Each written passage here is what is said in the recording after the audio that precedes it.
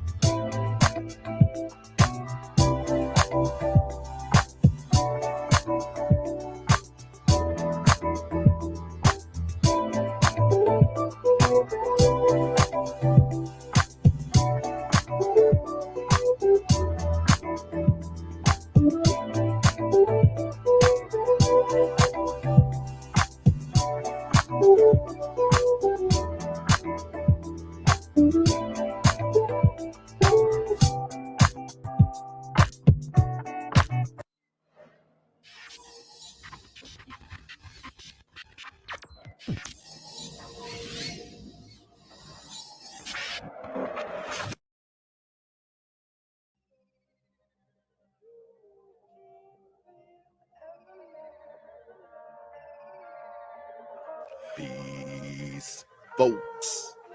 This is X from TPOT Media. Open your mind and wake your black ass up. You know what time it is. Hit that damn like button as you make your way in the door. Grab a seat, settle in, get ready. It's the Grown Man Hour with your host, my man, Bernard Riley.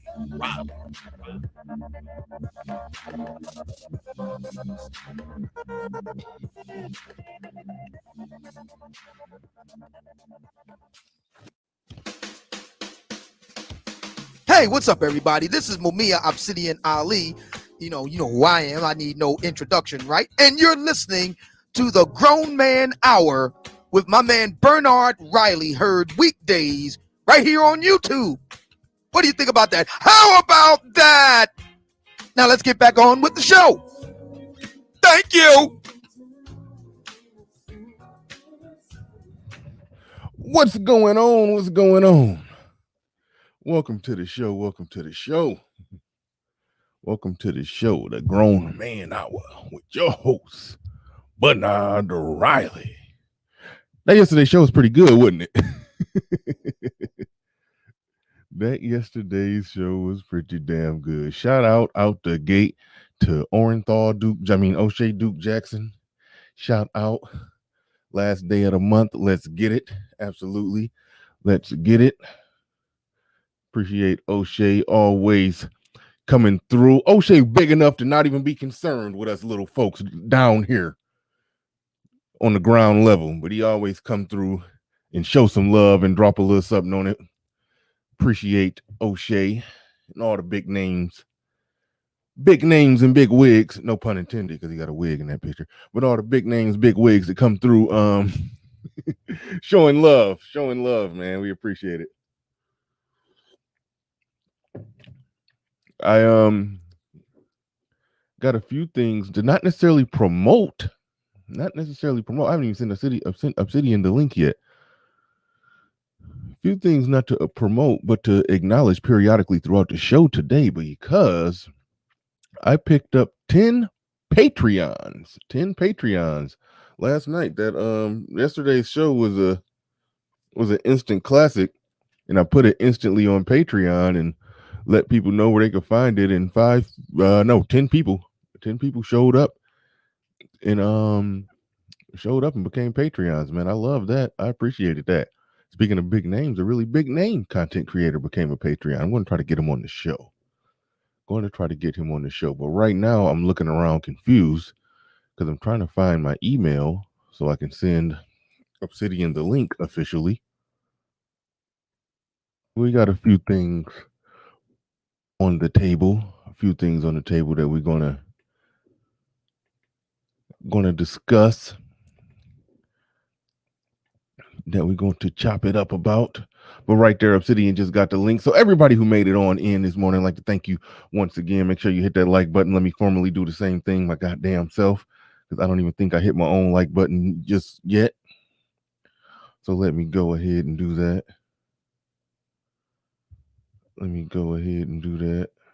Damn, some people gave five thumbs downs. Wow. Some people ain't feeling the man. That's funny. That's funny. A few people just came right through with thumbs downs. Okay. I understand. I'm glad your voice has been heard. Your voice has been heard. All right. See the God YouTube Premium in the building. Shout out to you. I need to get YouTube Premium. So when I do response videos, there's not ads playing while I'm responding. So I need to consider that as well. Body Thug in the building. Body Thug in the building. What's going on? Daryl L the second. Peace, peace, peace to the chat and BR. Oh man, I'm on chapter 9 of your book. I got the headphones on at work treating my patients. Right on. Good stuff. Don't be listening to the Book of Obsidian and give somebody too much insulin or something. I don't know what you're treating them with, or I don't know if you're working with needles and syringes and important stuff in the hospital and sitting there,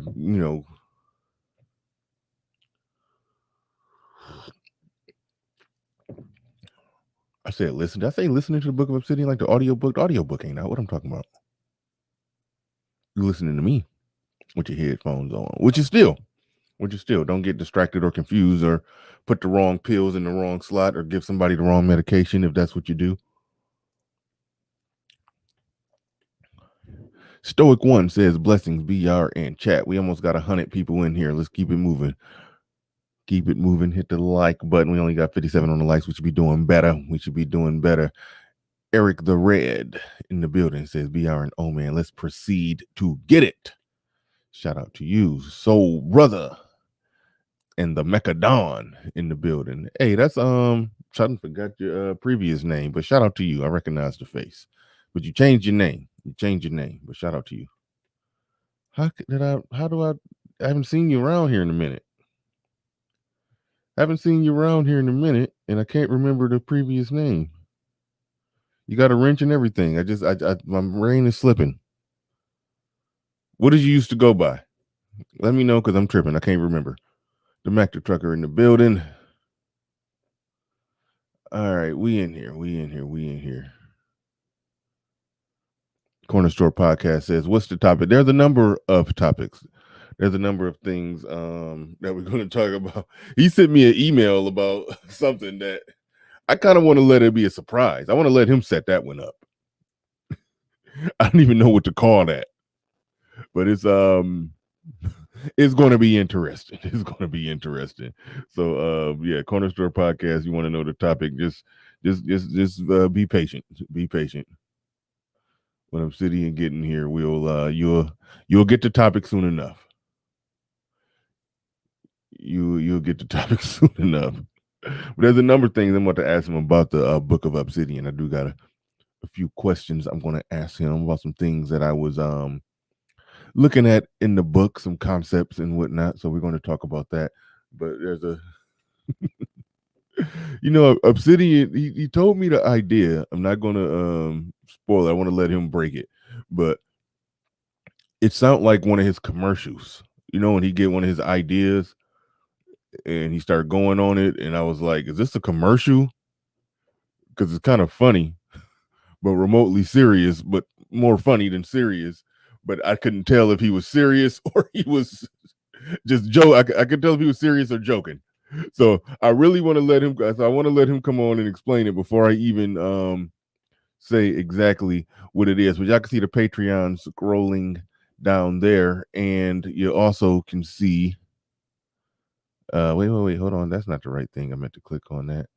You can see the new Patreons. All of those people are people that became Patreons yesterday, and there's two more that I need to add to the list. And one of the people that became a Patreon yesterday is the one and only Steph is Cold. I was like, whoa, I got to go return the favor and become a Patreon of him.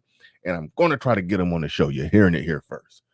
There's a lot of people that I be thinking, they too big. They ain't gonna come on my little bitty show. But no, I'm about to start reaching out to some of the bigger wigs, some of the big wigs. About to start reaching out there. So I'm definitely going to be reaching out to Steph is Code. Going to return the favor and become a Patreon of him, and then definitely reach out to him for a collaboration. Definitely going to do that. Going to make that happen. So be on the lookout for that. But yesterday's show, man, it was a good one. I tried to have a sober, judicious, let's reach across the aisle, hold hands and sing kumbaya and quit beefing about game versus money versus looks versus jawline, six-pack or passport. Like, we literally can just stop beefing about that. Like, that is it's stupid. It makes no sense. It makes no sense to me at all. But a part of me, part of my evil genius came out. I did know it was going to be some potential controversy by doing that topic. But at least I did my part in the first hour of the show. The first hour of the show, I did my part. I did my part in the first hour of the show. I ain't capping whoever said that Death Eraser 25. I'm not capping. I did my part in the first hour of the show and tried to position the chess pieces just so to where it shouldn't be any beef. I tried. And Domector Trucker said, I told you Game War 3 did happen. Yeah, it did. But it's a pointless debate. I remember when I was talking to Pablo, and Pablo actually did show some receipts of a woman that he messed with here in the States who was pretty good looking chick. But he said those. I think his point was those were fewer and far between, and that was a certain beauty standard that he didn't want to drop. He didn't want to drop down on the beauty scale, so he had to go somewhere where he could get it because he's technically per what I'm not criticizing or talking about him, but per what a lot of the passport bros would say, that they were more on the non-select side of the scale in terms of this American dating market. It is what it is. So hey, they went somewhere else and figured out a way to win and get what they want. Shouldn't be a problem. Somebody who don't got the looks, game, swag, and all of that stuff, but they got a little money here in the States, and their money and their ability to show a woman a good time and offer a good lifestyle, that's how they leverage things to get what they want. Not a problem. And it shouldn't be the whole argument that if you're using your money to do it, then you're just going to get used. Well, it depends on if you're stupid, yeah, or if you're making bad mistakes.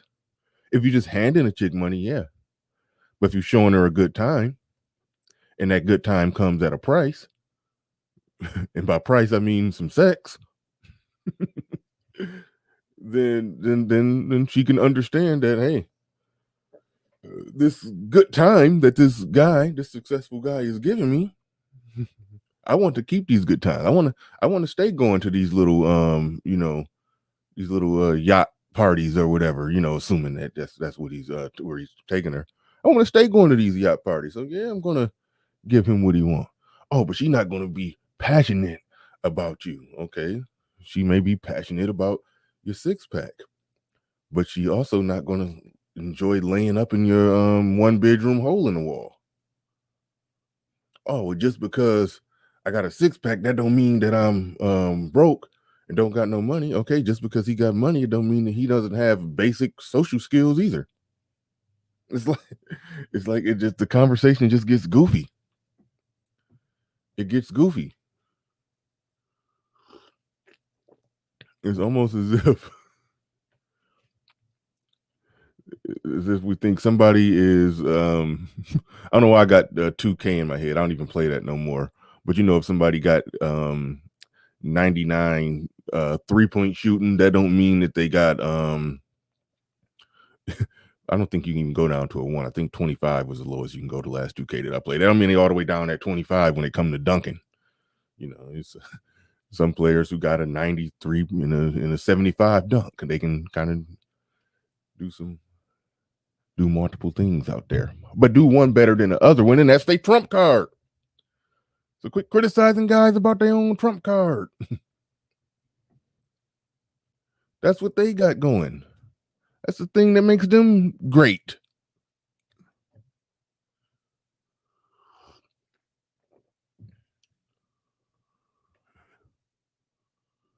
It's just a weird thing, but I tried to have the decent conversation, and then it got a little indecent. But be that as it may, either way. Let's go. Let's get ready to make it happen, because Obsidian has entered the building. So let me get my earpiece ready. This is about to be this show about to be wild.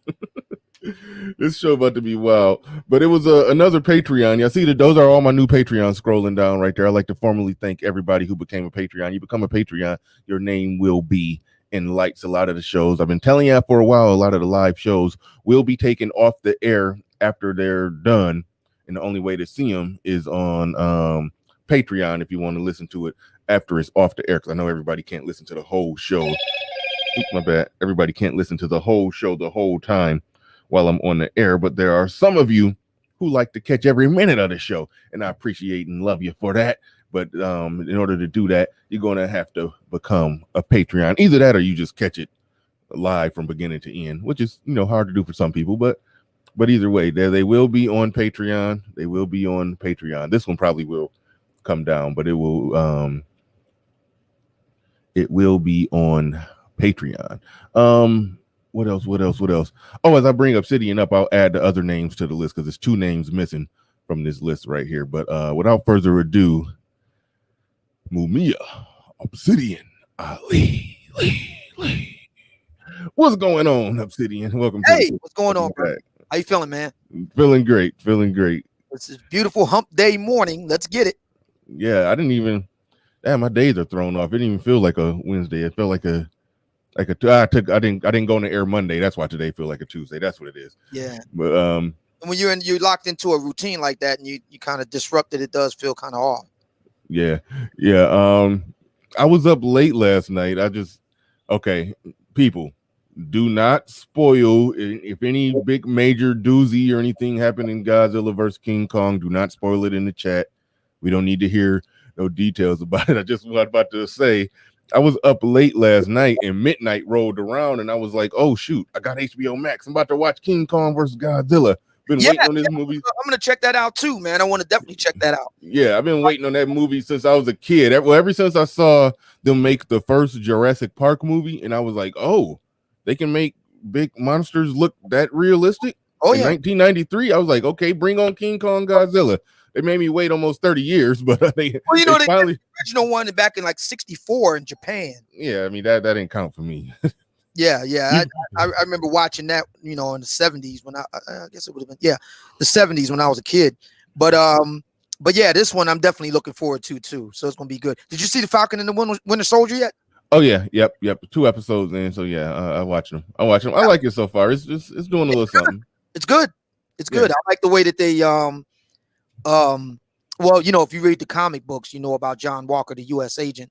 I know about all that and the Flag Smasher and all that sort of thing. I like the way they updated the Flag Smashers, took it from the comic book to, updated real world thing, made the guy a girl, and, made it basically a terrorist organization. That was pretty cool. And I like what they're doing with John Walker, the U.S. agent. He's the new Captain America, but he will become the U.S. agent. And I like the fact that they took in, instead of Captain America himself, they used the Falcon and the Winter Soldier to go up against the U.S. agent. Unlike in the comics, it was Cap versus U.S. agent. I like the way that they basically was inspired by the comics, so it's not like a straight, remake or panel for panel remake of the comic, but rather they took inspiration from it. So I like it. And I like WandaVision too. That was very good. Oh yeah, WandaVision was good. Very Yep. good. I like that. Liked it a lot. I love that they doing this. I love that they putting all the shows out there. The Obi-Wan Kenobi show is coming. Yeah, it's supposed to be what, this year, next year? I thought it was this year. Yeah, I think so. And it's supposed to show what happened in the intervening years between the end of episode 3 and the beginning of episode 4. So it's and the gap between the two is essentially 20 years. So there's a lot of space in between there. So my guess is that they're going to take up shortly after Obi-Wan lands on Tatooine, when he's still relatively young, and kind of pick up his exploits from there. So yeah, now one thing that's interesting in that, because I saw Hayden Christian is in the cast, so I guess he's going to be playing Anakin, well, Darth Vader. Yeah. If I understood it right, Darth Vader and Obi-Wan, they hadn't seen each other since the end of the events of Revenge of the Sith. But in between Revenge of the Sith and New Hope, that was in A New Hope, that was their first time seeing each other again, correct? Right. Okay, so I was just wondering what they were going to do. I mean, I guess if the story is big, I mean, it's a big universe, so obviously they could figure out a way to still have him in there without any interaction with Obi-Wan. But I was just wondering what they were going to do with that. If you watch the end of the Clone Wars, you see Anakin just getting used to being Darth Vader. So my guess is that them bringing Christensen back, they want to look at a relatively young Darth Vader. By the time he meets Obi-Wan Kenobi, Vader is in his 40s and Kenobi is somewhere in his 60s. So if you dial it back to right after the end of the Clone Wars and beginning of the Empire, Anakin would be in it. He wouldn't even be 30 yet. So you're looking at a very young Darth Vader still trying to, get used to all of the changes that he went through and stuff like that. So my guess is that they're going to be picking up on that. Yeah, no, that should be interesting. That should be interesting. But all right. Let's try to walk into this one. You sent me that email. It had me dying the whole time I was reading the email. I was cracking up laughing. So I don't even know where to start with this. I didn't even know what to title this thing.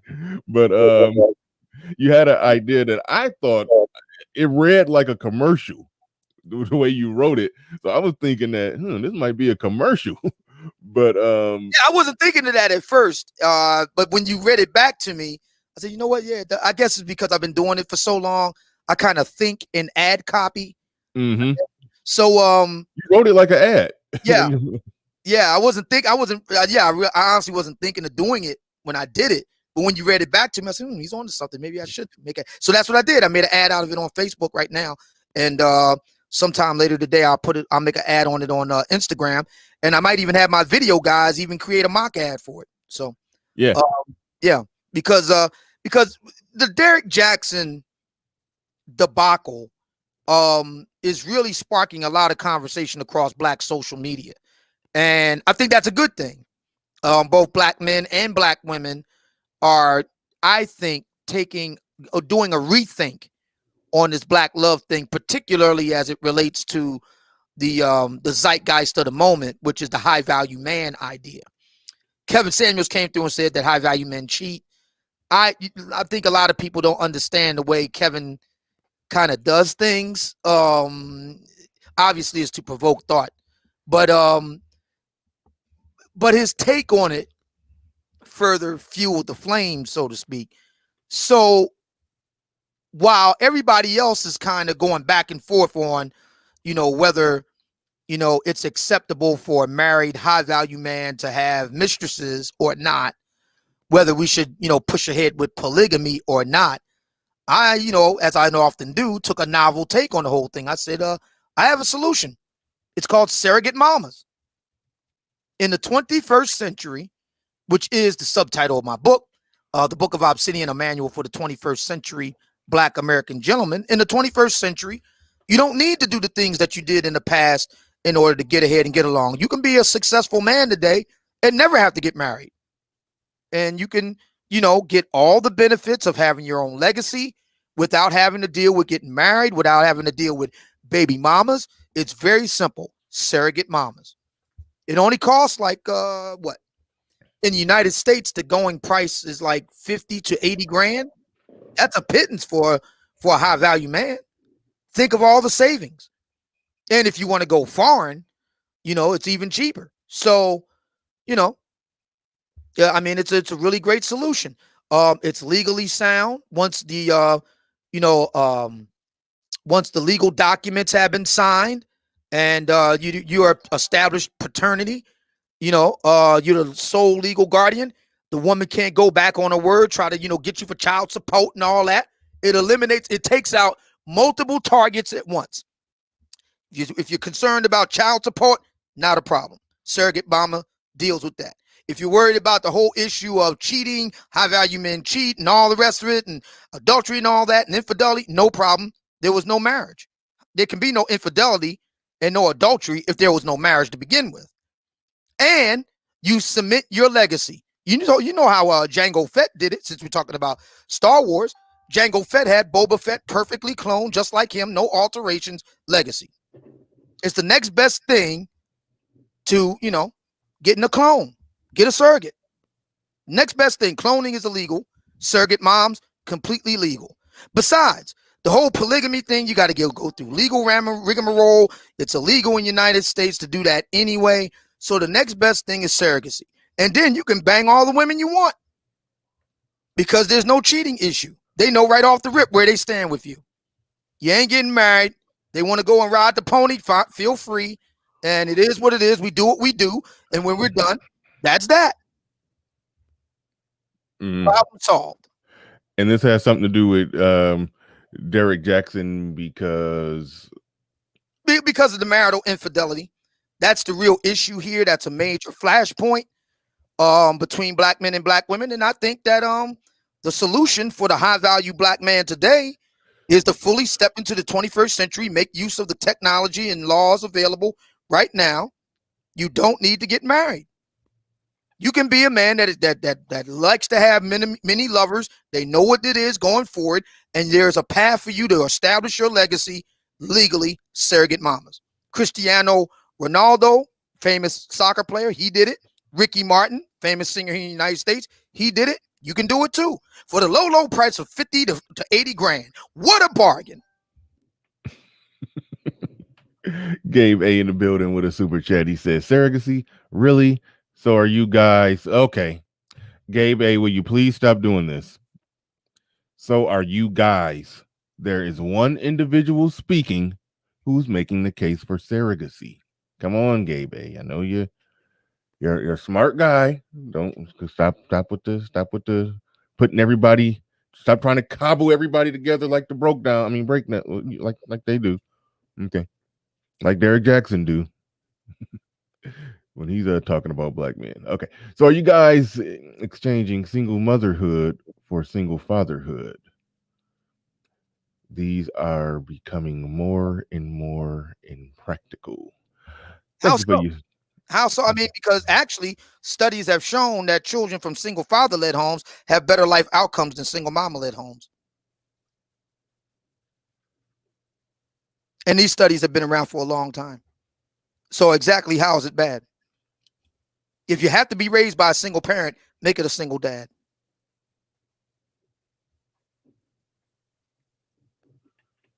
So, how's that a bad thing again? Mr. Chainvich is in the building with a super chat. He says the artificial womb will solve that issue soon. Do you know anything about artificial wombs and whatnot? Yes, there is early research going on over in South Korea in that regard. The Asian tigers, or the Pacific tigers, that is to say China, Korea, Japan, South Korea, Japan, Singapore, etc. They're way ahead of the United States in these life sciences, I guess you could call it, genetic sciences, gene splicing, made to order babies, all the whole Megillah, and artificial womb tech is being developed. My understanding is in South Korea. The timeline on it in terms of being perfected and being out to market is somewhere around mid-century. So that's pretty much right around the corner. I mean, the handwriting's already on the wall. It's time for Black America to step fully into the 21st century. We have different options now. We can do different things. We don't have to live the way we did in the past. This is a solution. Black women no longer have to worry about being cheated on because the high value guys, it won't be a cheating issue. For those who still want to marry, they can do it. I'm not saying get rid of marriage altogether. I'm not saying that. But it's clear. The historical record on this is clear. High achieving, high value men, they want to bang multiple women. And when they're given the opportunity to do so, they do. Kings, sultans, potentates, lords, you name it. High value, high ranking men want to bang multiple women. And if you're a woman and you just can't countenance that, I understand completely. There's a solution here. There is a solution. It's called surrogate mamas. Well, that's all. That doesn't solve the problem for the woman. She still has the same problem. It just solves the problem for a guy because he doesn't have to worry about cheating and then his wife doing something, having a reaction afterwards that could result in him losing more money than it would cost for surrogacy and ultimately being a single dad. And a lot of people are mentioning Ramil made the case for this. Yes, he did. Ramil was making the case for this. When Obsidian sent me the email, it was a different, unique spin on it with the whole because he's putting the Derek Jackson stuff, and he threw a lot of jokes in there that that made it read like a commercial, like one of his mock ad commercials. But yeah, Tyson, you're right. Ramil has been making the case for this. And Gabe A says, if the shoe doesn't fit, ignore the y'all and the you guys, Bernard. Stop it. Okay, so if you're on a media platform with two other guys and somebody said, hey, y'all need to stop beating y'all wife, if you're sitting there as a non-white leader, you would ask that person to be a little specific. Yeah, it would be odd in both our cases, since neither one of us are married. Yeah, no, I was just saying hypothetically. Yeah, I hate when people just say y'all like that.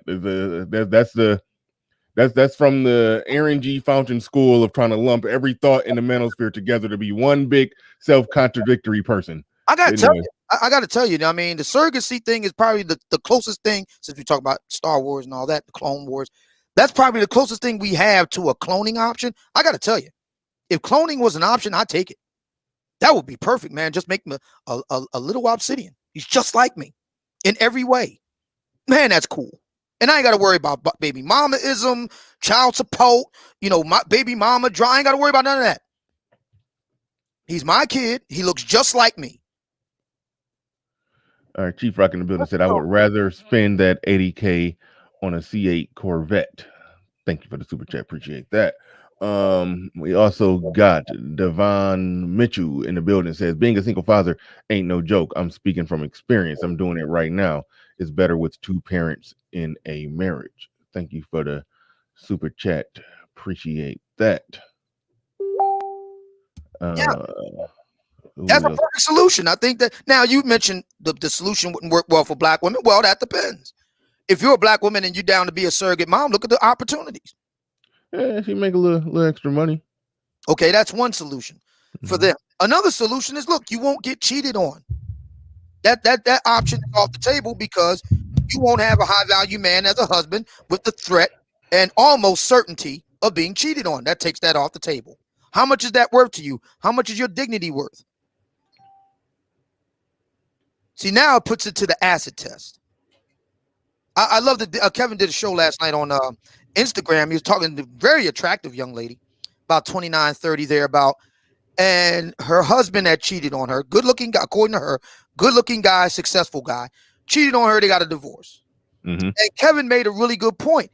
He said, you do have a price for looking the other way. And he proved it because she bored out as he kept raising the price.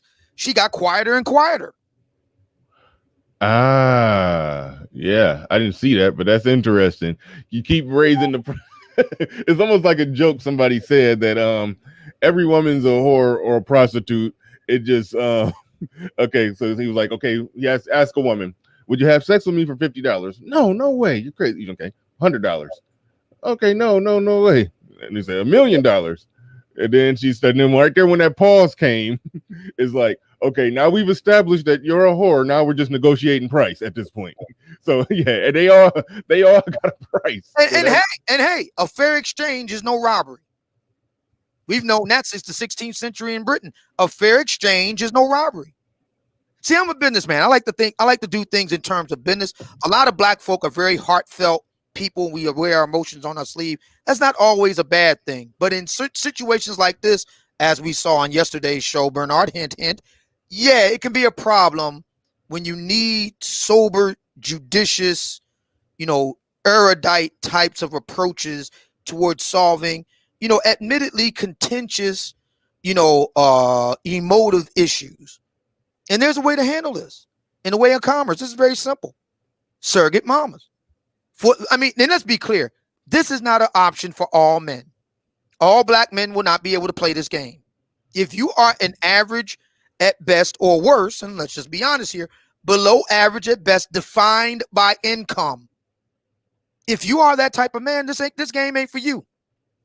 You do better off getting you one black woman, the least of which you can be is kind and faithful to her. Because let's face it, she gains nothing if you step out on her, have children outside. She takes a loss. In the case of a high value man, he steps out on her, she stands to gain from it. But in the case of an average or below average at best brother, she does better off being by herself. See, when black women talk about they rather be alone than settle, they really mean the average to below average brothers, income-wise. That's who they're really talking about, and it makes perfect sense. There have been studies that have been done on this. Excellent book. I've talked about it before. Promises I Can Keep. Excellent book.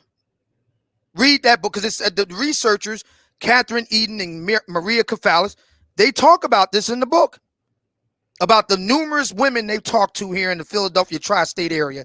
Yeah, if you're dealing with a below average guy, income-wise, it's not worth it to put up with his cheating, his abuse, his all his other stuff. You come away from it worse. Wear and tear on your body, having children, wear and tear on your body in terms of sex, wear and tear on your body in terms of potential abuse, mental anguish. It's not worth it. It's literally not worth it. You go back out on the mating market, you're worse for the wear. You're better off by yourself. This is a game for the high rollers. And you know what that is. 120 or more a year after tax. You ain't in that realm, this game ain't for you. That sucks, but so is life. Andrew Wilkins. Well, one thing, let me say this real quick. I agree with you that the women, they are right if you're talking about accepting cheating and abuse from some dude who's broke. Yeah, I agree with you on that one. What I don't like, and I'm always looking for the effery they try to smuggle under the table, is they're not receiving cheating or being abused by this guy. He's just an average earner, and they're an average chick, but thinking that they're better than him somehow. That's where I call their BS. But if they're talking about some average or below average earner beating their ass, then like no, that's or cheating on them, or cheating on them or beating on them or whatever. That's when I can agree with them. Right. Now, for the sisters who believe that they are worth more than they actually are, well, Kevin is showing us the roadmap. We can settle this issue very simply. Height, weight, dress size, let's see your face. Studies have shown that men have very low standards for casual, short-term sex partners, but very high standards for long-term marital or relationship partners. Very high standards. Like everybody knows what my big six are.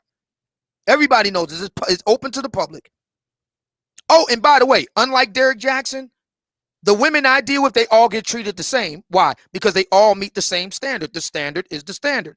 See, I'm not going to treat one woman one way because she meets the IG model grade standard and treat another woman the other way because she meets the Butterface standard. No, all the women have to meet the Big Six standard. And if they meet the Big Six standard, they get the same treatment. See? Dating for a flat rate, ladies. What a bargain. Andrew Wilkins in the building. He said a surrogate was good enough for Beyonce to use with Ivy. That you can't prove that she did that. I thought she showed a pregnant belly. What do you mean? I don't understand.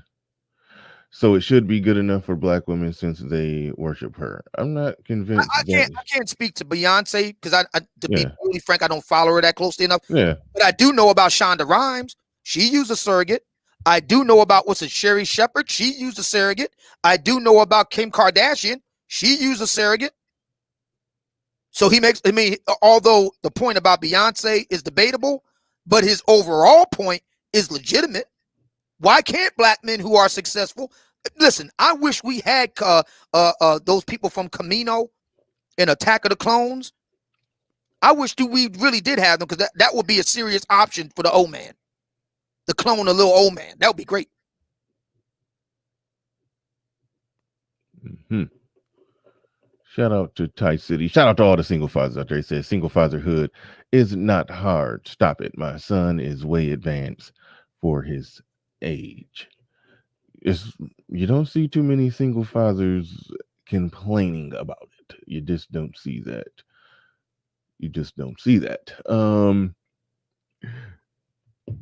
Interesting.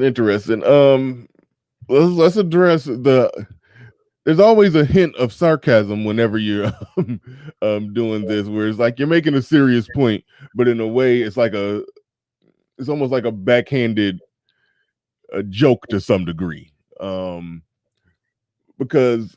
I'm trying to just pinpoint is normally somebody who you're trying to call on their bluff when it comes to this. Is that am I overreading something here?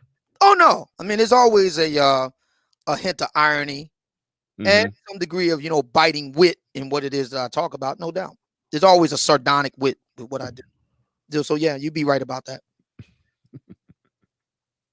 So it sounds like you're if anything, it sounds like you could be taking jabs at the higher value man who wants multiple women. Is this like a jab at him? It could be interpreted that way. I didn't intend it for that, but it could be. I can see how people could interpret it that way. Yeah. Okay. Corner Store Podcast in the building. He says it's levels to this. Oh man, Derek's bottom B would be your dream woman. Not likely. I don't bang butterfaces. I don't bang women whose face reminds you of a little troll. You know those little troll doll with the hair. You know what I'm talking about. I don't do that. Not likely. Now I will grant that Candace De Maneros. I think it would cost me, but I could do it. Why go to Mexico when you can come to me to the French Riviera? I understand that Marseille is beautiful this time this year. What do you mean by it'll cost you? What do you mean? Oh, beautiful women cost money. Mm-hmm. And she is IG model grade. I mean, she's a bona fide exotical. And they cost money. So in a situation like that, it would just be a straight bidding war. Why go to Mexico when we can come with me to the Riviera?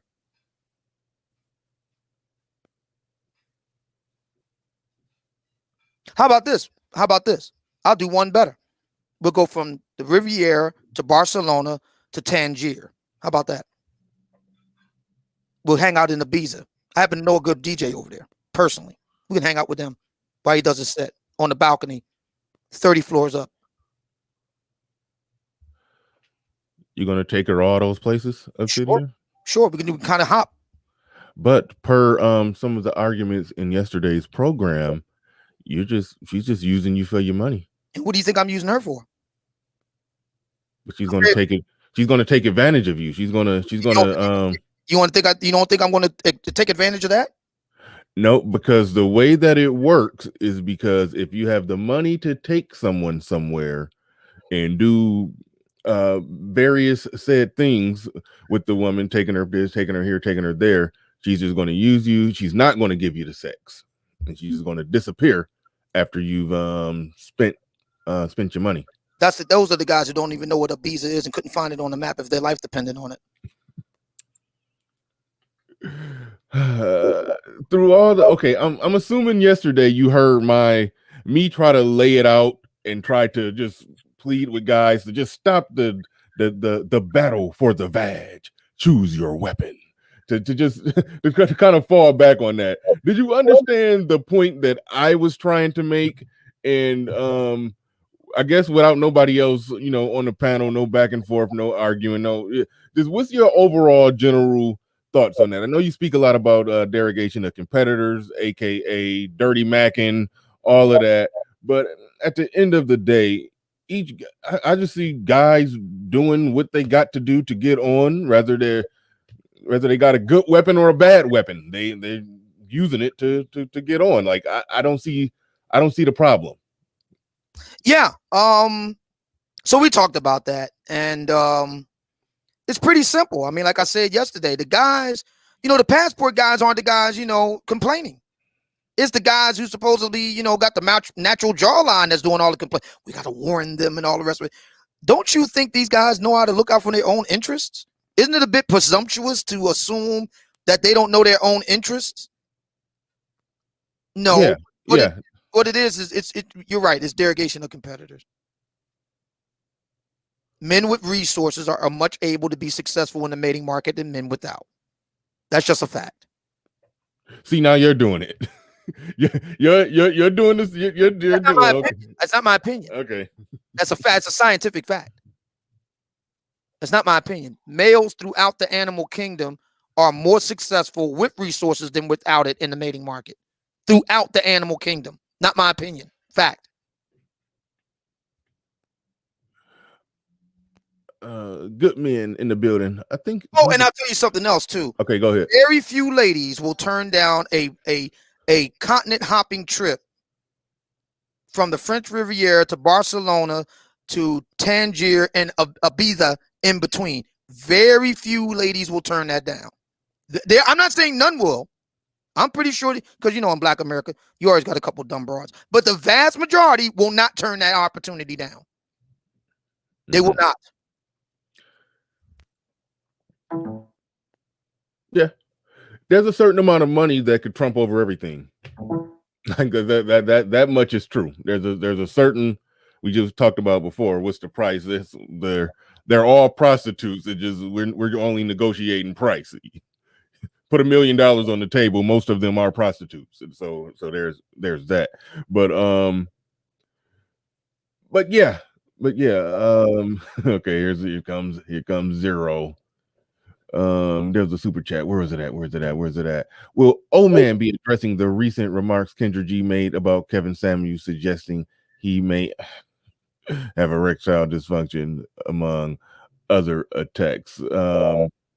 Yeah, we're gonna punt on that one because I got some I actually got some content coming up later today on that, and me and Obsidian probably going to tag team that in a little bit. So we'll punt on it for now. But I didn't see her full response to him, but I did see I will listen to their whole conversation and gave my response to it. That's going to be dropping after today's show.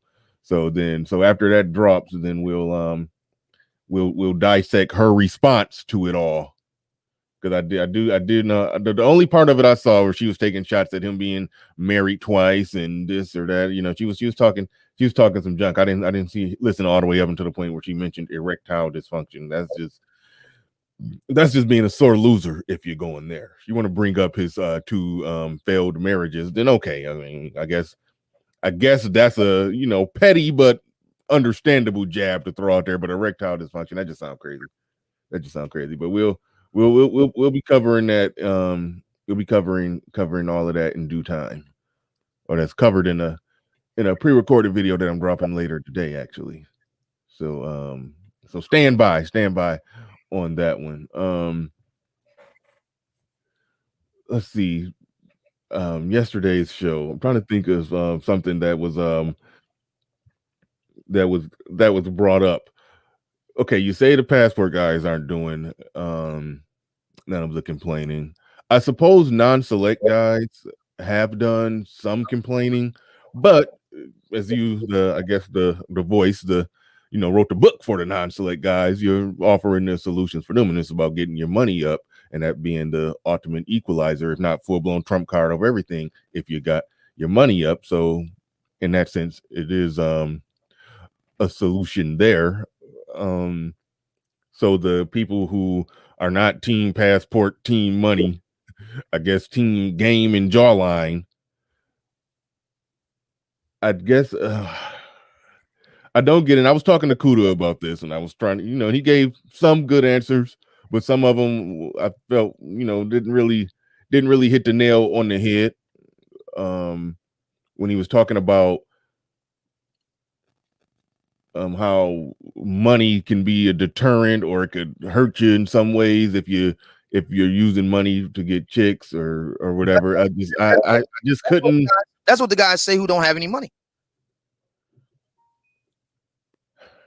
I mean, think about it. Guys who have money never say these things.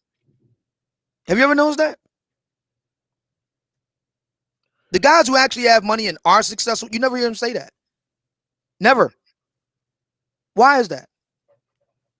I mean, are we to believe that these guys are just embarrassed because they got taken for BAD again and again and again? Or could it be, like I said, that I will grant that there are some sisters out there who won't. I'm not saying this is 100% across the board. What I am saying is, more often than not, very few sisters will turn down an opportunity to head off for the French Riviera, let alone Barcelona and Tangier and Ibiza. Yo, man, did you know that Ibiza is like the world's biggest party spot? Like some of the best DJs, party DJs, head off to Ibiza to do sets. What do you think about this? The non-select guy, and by non-select, we're clearly talking about somebody who's just physically just not that guy who just gets on with the ladies just off his looks. But let's just say he's an upright, competent, productive guy, but he don't got take him out to Venice Beach money. That's where it turns into a hard thing, where it's hard to give that kind of advice. If he's productive, making 70-80K, that's a good productive living. What's the advice in there for that guy? Because it's not replicatable advice to say just be rich or damn near rich. Well, in Black America, we know what these terms mean. We want to try to, ever since the book dropped, there have been voices in the Black manosphere who wants to try to, relitigate it, but we all know what it means.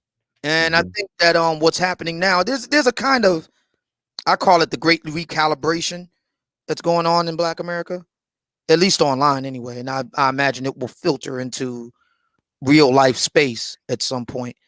A lot of the ideas are being severely tested now. So, you can be a guy that's not a leading man, but is otherwise very successful and has all the trappings of that: conscientiousness, intelligence, social skill, charisma, and still do just as well, if not better, than the guys on the other side. I mean, those resources are powerful. Like the OJs once famously said back in the 70s, that piece of paper carried a lot of weight. So, brother, and the Jedi Mac, that was your name. I can finally remember it now. Soul Brother and the Mechadon says, Bernard Riley, when your jawline and game is right, cuties take you on trips, baby. I look forward to the guys sending us pats. Look, listen, they can send you postcards from Ibiza. Listen, this is a problem that I was having with the last show. I understand that. For example, there was a woman.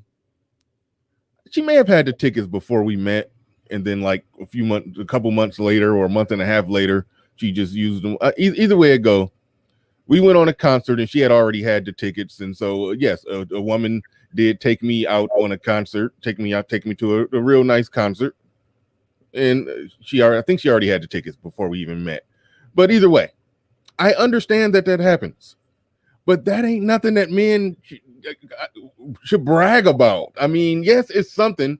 It is okay. I get it. I get it. I must have been that nigga to her to where I was the dude that she wanted to go on the concert, go to a real nice concert with that she paid for. So I must have been that nigga. Okay, great. I don't feel like more of a man by a woman doing something like that for me. So it goes back to what I was saying about dudes bragging over female stuff that female find to be an accomplishment. You know, who's the prettiest? Who got this guy?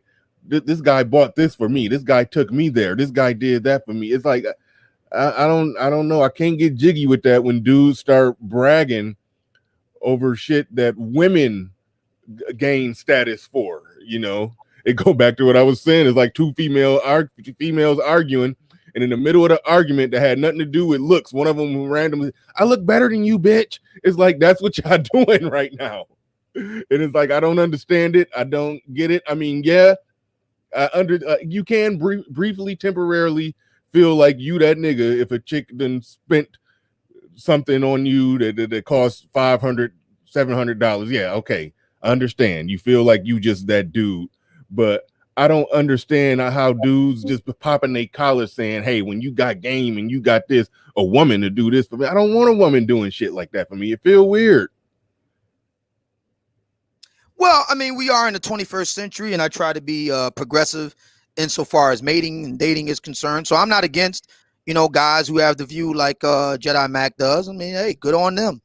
But I think that, and there have been studies done on this, the vast majority of American men, at least, think the way you do, Bernard. So they're clearly not, they're clearly outliers. They're not within the American mainstream, even today in 21st century America. So. Yeah. Shout out to Nick Penn says, "So brother to make it down. Once you experience that, you can't go back." Yeah, I guess some dudes like that. I don't like it. I mean, even if you enjoy it, and even if it feels, it's like I don't know. I don't like the feeling. I don't like the feeling, even if it feels good temporarily in the short. Even if it feels good temporarily in the short.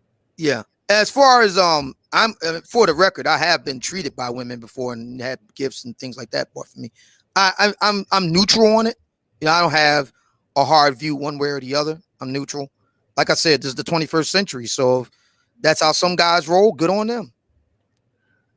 Silent said, "Bernard, it feels weird because you a nigga and you ain't supposed to expect reciprocity." I mean, the truth be told, I never done nothing like that for her. She did that for me out the gate. And like I said, it's nice in the short term, but it ain't nothing that I go around bragging on. Like I've been doing this channel for a year. I never mentioned that. So it's not a highlight reel clip for me that a chick paid for a concert and took me to a concert. That's just not a it's just I don't know. It's not a highlight reel clip for me. It's not part of the highlight reel. Yeah. Mr. Tobert in the building says, "Morning, gents." Morning. Shout out to Mr. Tobert. Yeah. So the surrogacy piece, I think, is a solution that solves multiple problems for multiple people. Black women for whom this is an issue don't have to worry about it because the men, it's a self-selection process.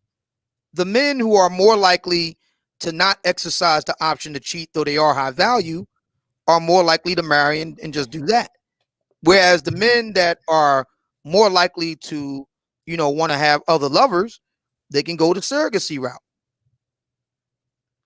Don't marry, go a surrogacy route, and you can negotiate an understanding with a woman or multiple women. Not a problem. See, it sounds like what you're pushing for is in the event that you literally, if you sign those documents, you're married. If you feel like there's even a remote possibility that you may have a hard time being faithful, just don't get married, and those who do want some of the benefits of marriage, they need to figure out another way to do it without a marriage contract. It's just that contract plus sex with another person, absolutely wrong. Even if there's some understanding and agreement, you still feel like that's wrong for somebody to even dabble around in that. Well, I mean, the women thus far, this could change, but thus far, the women making the biggest stink are those like Miss Kendra G, who just cannot, countenance that. And I'm not saying it's wrong for them not to. They have every right to decide how they want to order and live their lives. I'm not against that at all. I'm just simply saying that this is a potential solution. And it also, because, children are involved oftentimes, and that can get messy. So this eliminates multiple problems in one fell swoop. If marriage isn't even on the table, how can there be any cheating? Mm-hmm. It's not on the table to begin with. And if the child is yours by surrogacy, where's the issues with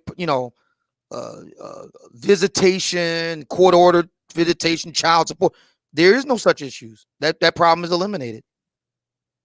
There's no alimony to deal with. Problem is eliminated. All those problems are off the table. Mm-hmm. Like with Little Big Nate. And by the way, shout out to Little Big Nate. I dropped in there for a little bit. Little Big Nate be going off. He had over, I think he getting to the point where he can get pretty much 100 people in there at least. I know he was closing in on 100. Well, he had 100 run for the brief moment that I was in there, and man, Little Big Nate be going off. Like, yeah, his channel is going to blow up. His channel is going to blow up. So shout out to Little Big Nate. He definitely bring the heat every time he's on the air. But he's right here saying paying equals power and control. I must maintain control. Your thoughts on that one?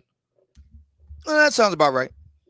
One of the things that's emerging in this conversation about Jackson, and by extension, he's kind of like the jumping off point.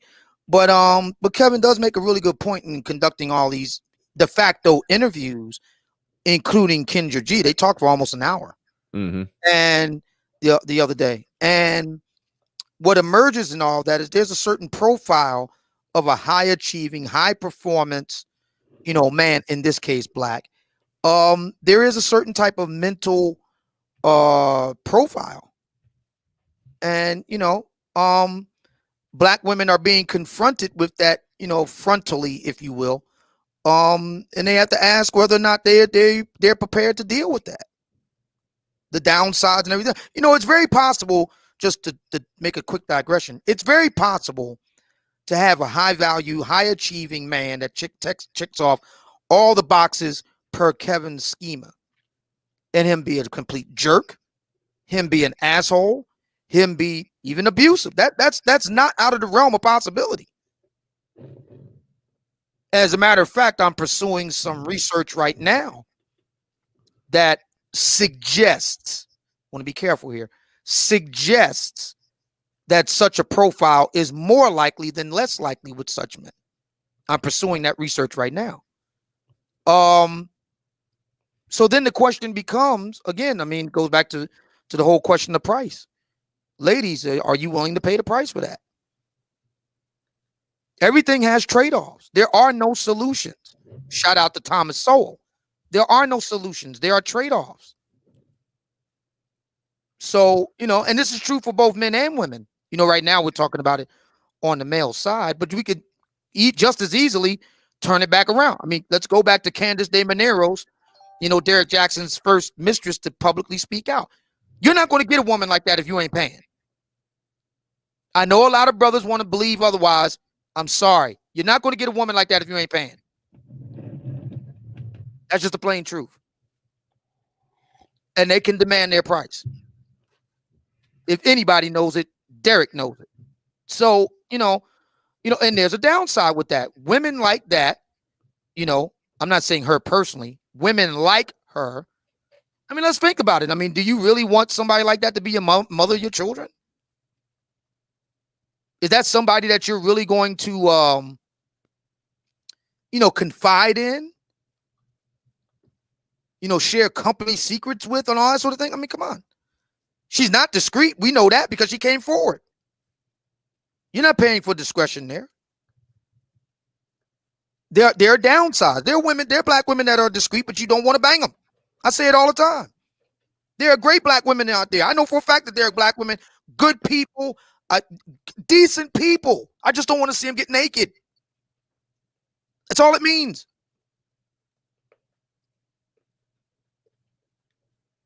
And conversely, you switch it back around, and Kevin does this routinely with the ladies, the lovely ladies that call his show. I mean, they're good, decent, regular guys out there. But they're just not the kind of guys that, turn a lot of women's crank, in terms of success, achievement, status. That's all it means. So there are trade-offs here, and it's up to the individual, man or woman, in this case, black, man, black woman, to decide what those trade-offs are going to be.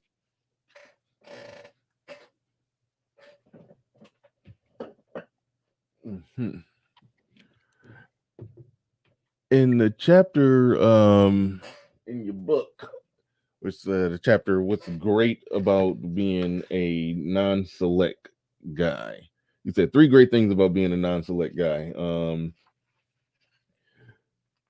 That looking at that chapter, it kind of read in a way, and I don't even want to say the names of the person, but there was a particular dating coach, and I guess somebody was speaking to one of the clients of a particular dating coach, and it came off like the dating coach advice that he was really giving to the guy was just helping the guy become okay with not getting access to women, and or just the notion that the dating coaches can't help a guy get access to women that he already didn't have access to anyway.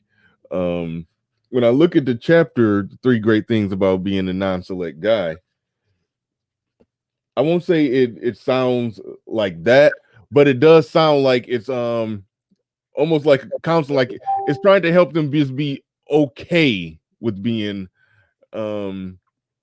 non-select. Do you understand what I'm trying to get at there? That it's almost like it's trying to help them be okay with being non-select, but saying that you're not the problem and all of that. It's almost like saying that.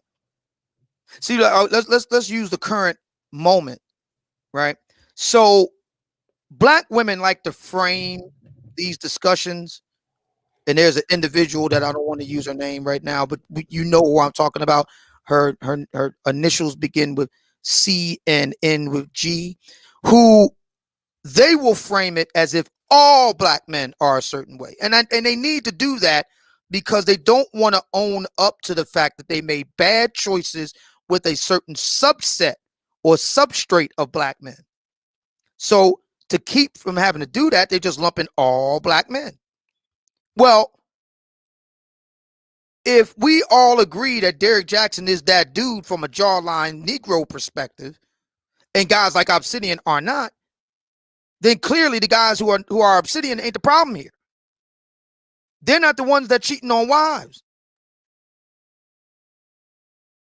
By definition. You have to take the problem to where it is. And notice that black women and black men, at least some, are very reluctant to do that. But to the non-select guy reading that doesn't exactly improve his positioning. It just makes him. It improves it a lot. How so? Because he's not the problem. So is it about then making the case that you're not the problem, therefore women need to acknowledge, know, and understand this guy isn't the problem. This guy is something different than the problem. Do you want those problems, ladies? Go then go in this direction right here. If you don't want those problems. If you want those problems, if you want those types of problems, go to the guys who will give you those problems. We know who they are now. We know exactly who they are. We have the profile. We know who they are. Everybody knows who they are now. So if you're encountering problems with those type of guys, whose fault is that in the 21st century? You chose them. See, black women can't have it both ways. They can't say, yeah, we get to choose the guys that we want, then all of a sudden want to blame everybody else when it goes bad. Now, do you see how this how this sounds a lot like derogation of competitors? Let me ask you this: do you have a problem with that? The idea and the notion of it. I mean, let's just The to idea of what?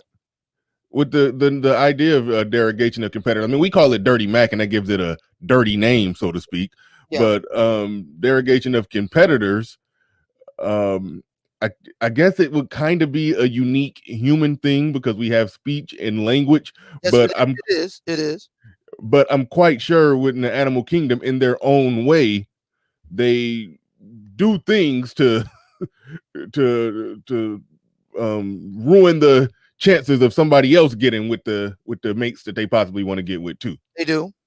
Okay, so I'm just flat out asking, when you look at the whole concept of derogation of competitors, do you exactly even have a problem with it? No, because that's part of human psychology. That, Mhm. that there's ways to deal with competitors. But I'm saying I'm not a competitor to Derek at all. I'm not his competitor. I'm saying to black women, let's be clear. When you're talking about fuckboys, you're talking about him. You're not talking about me. So, therefore, ergo, you need to go to the fuckboys who created the problems for you and deal with that. Not try to make it as if all black men are responsible for it. All black men didn't do that to you. You chose a specific substrate of black men who happen to be fuckboys, in this case, select fuckboys. Go to them and fix your problems. Good luck. Mm-hmm. JJ in the building says, so does it really take 200K to 400K to raise a family of 4 to 5? If so, millionaires deserve multiple wives. I have Yeah, no idea. You have to ask Kevin about that. yeah, that's a weird thing. Whenever Kevin Samuels asks them what they want, and they say in that area, 3 kids, 3 kids, yeah, that's going to take $300,000. That's some weird math to me. I think what he means is a upper middle class lifestyle without any struggle, strain, strain, or sacrifice at all. Like everything, all the kids, all 3 of the kids going to the best college, all the kids, everybody gets a car when they turn 16. Really nice house, nice everything, and extra money in the bank, saving investments to where retirement at 50 is going to be a breeze. I think that's what he's talking about right there, because reality is that woman who let's just say she's average, if he's saying what she's asking for costs $300,000, but let's just say she does get with an average at best guy who makes, I don't know, 45, let's just say 45K, and she make 55K, they put it together to make 100K. That's still not enough to live. But so, I mean, based off his math. So the math that he's talking about is upper middle class lifestyle in the suburb in full comfort and convenience and everything. So that goes back to a point that I make, and Kevin Samuels been making this point too as well. But when they're talking about a man being able to provide, really what they're saying is providing a lifestyle, not just providing, not just food on the table, roof over the head, running water, electricity, and the bills are paid and we all eating and we all good. No, they're talking about providing a very specific lifestyle. That's what they mean. That's what they lay out. That's what they say that they want. But overall, across the board, hold on real quick, across the board, I think we generally know and understand, pending the neighborhood, pending this, that, and a bunch of other things, that typically that people who have 2-3 kids don't need $200,000 just to make it from one year to the next, unless it's a certain lifestyle. That's my thoughts on that super chat. Thank you for the super chat. Appreciate that. Was you about to say something, Obsidian? Yeah. See, the problem that I have at this point, a year after Kevin started doing this, is that we keep tacking back to an average existence. We're not talking about average people. This is about the elite. So, I mean, right off the rip, if you're talking about, does it cost that much to raise them? It's not about that. It's about what the elite people do. And it's just an unfortunate fact of life that most black men and black women will not be there. No, most people won't be there. Right. Yeah, We're talking about black people. And yeah, I know, but most black women will not be there. And Kevin is not talking about them. So I don't understand why we keep trying to force him to shoehorn him into that conversation. right. Well, I don't know if you're saying I was doing that or No, I'm he talking about was. I'm talking about the poster, the gentleman with Yeah, I'm saying that sentiment is something that we see repeatedly among both black women in response to Kevin Samuels when he's made it abundantly clear. He's talking about the top 10 to 20% of men and a similar percentage of black women. He's not talking about everybody else. He's right. made that repeatedly clear over and over and over again. So I don't understand why we keep having these conversations. Why? I kind of understand why, and I kind of understand why it can get confusing for someone like JJ when he's saying, so does it really take 200 to 400K to raise a family of 4 to 5? Sometimes he talks when he's talking about it and he's asking the woman what does she want. It would be wise of her to say, yes, that's what I want. Who wouldn't want that? That's what I want. But if she realistically understands that, yeah, that life isn't for everybody. But I mean, a lot of them apparently don't fully seem to understand that life may not be for them. Because when you're talking about 200 to 400,000, I mean, you're not just top 20, top 10%. You're in top 3% territory right there. So it's a whole different thing. You're talking about a really small percentage of men, and the conversation does normally circle back to um regular folks and trying to talk them down from the ledge that no, you're going to have a regular person outcome. This 200 400K lifestyle is for somebody else. It's for people that don't include you. So the conversation does circle back to a conversation for the working class. But so yeah, so I do see how people get I understand why people get confused with that. I always said the high value man, the high value lifestyle, that's almost like the carrot that's dangled to draw them in. And then once they get in, they sit down and they have a real conversation about where they're really at and what they really could expect. And real people on the ground in middle America, no, it doesn't take 200 to 400K to raise a family. But that high value type of lifestyle, the carrot that's dangled, yes, it does take that amount right there. So, but people get confused about that, and I do understand why. I do understand. Yeah. So, and my thinking is this: I mean, for people that are very upset or bothered or annoyed by the line of argument that Kevin has adopted, my response would be simple: okay, show me the shows that have comparable draw that he has, where the focus is on the rank and file Black American man and woman. I mean, that's the response. That's the solution. You know, show us that.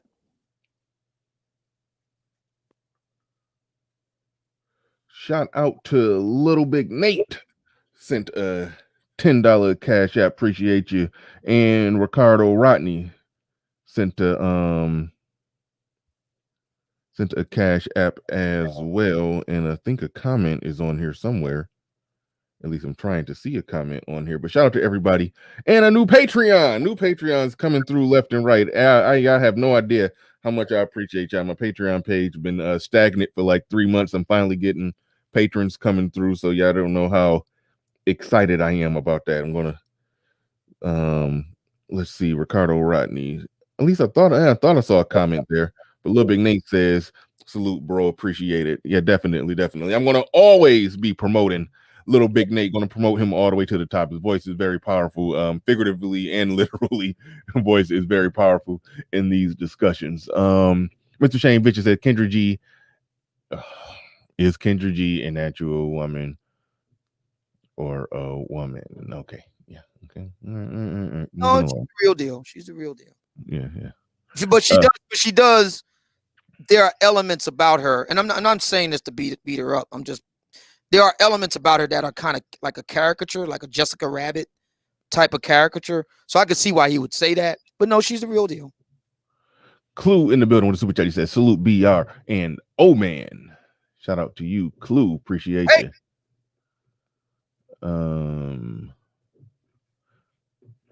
see Evie now with a super chat. Let me make sure that I don't got nobody. Oh, okay, yep, almost missed Andrew Wilkins. Almost missed you. Almost missed you.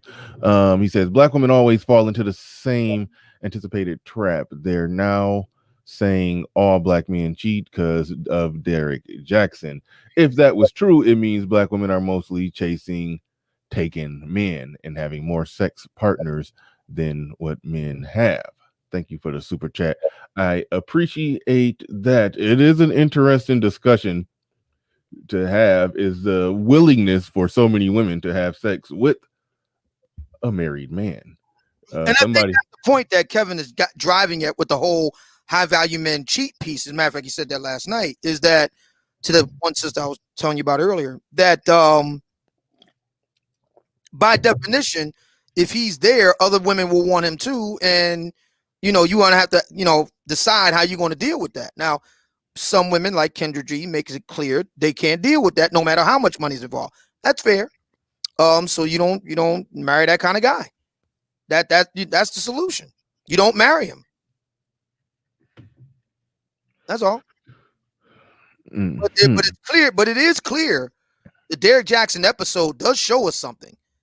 There are many black women from across the socioeconomic spectrum. Remember, his most recent mistress, as of just a week and a half ago, after he made his supposed, mea culpa, she's a surgeon. So one thing we learn here is that despite all the, sound and fury, black women will sleep with your high value man if given half a chance. That there's no doubt about that. I'm just simply saying I think I have a solution that, eliminates those problems. And it's cheaper when you sit down and think about it. If you're now in the building with the super chat, she says it's confusing to many because many average women call in asking how to achieve that lifestyle. It makes for good entertainment, though. Yeah, I agree. I agree with that. It is very entertaining. And, but, after a while, it gets a bit monotonous, not because of Kevin, but because of the lovely ladies that keep calling in. At this juncture, if you're a lovely lady and you call in the Kevin show, the format, it's like what Uncle David Carroll says, you know the formation, you know the snap count, you know how this is going to work. And, there was one sister that called this show last night. I mean, she was like, the poster child for a hot mess, calling into a show. I mean, a bonnet and everything. Calling in, she's fat. I'm just going to be totally frank about it. She's fat. She's loud. She's got the bonnet on. She's argumentative. I mean, it's like, sis, come on, man. At this juncture, a year in, you would think you would have enough self-awareness to say, you know what? I'm not even going. I'm nowhere near where I need to be presentable on that show. I'm just going to listen and get my act together, and then I'll call in. But well, you got to average this into the equation. He's picking up so many new subs to where it's some of them who call in who haven't been around for the last 6 months. And those ones, they get a fast rude awakening. But then there's others who've been listening for a while. When they finally work up the courage to call in, they're a little more humble and have a better picture of where they're at. But when he's picking up, in some cases, 2,000, 3,000 subs a day, it's like he's getting new callers. So they don't be ready. They don't be ready. But so the whole they should know the playbook thing. No, they don't know the playbook. They don't know the playbook. They're not ready. But Perfect Storm in the building. He says D Jackson is just a hood ninja who made it big on a hustle. I heard somebody calling him a pookie. Go ahead, Obsidian. I don't disagree with that because of the way that he ultimately moved. I mean, he doesn't move like a man from the upper middle classes. I mean, I'm talking. This isn't an opinion. This is based off of, receipts, as Tasha K would put it. We're going by testimony of 3 of the women. We're going by documented evidence in the form of documents in the form of text messages, which is admissible in a court of law. You do know that, right? You said text messages are admissible. Various forms of electronic communication are admissible in a court of law. You do know that? No, I didn't. Yeah. emails, text messages, and the like, telephone conversations that have lawful wiretaps on them and stuff like that. Those things can be admissible in a court of law.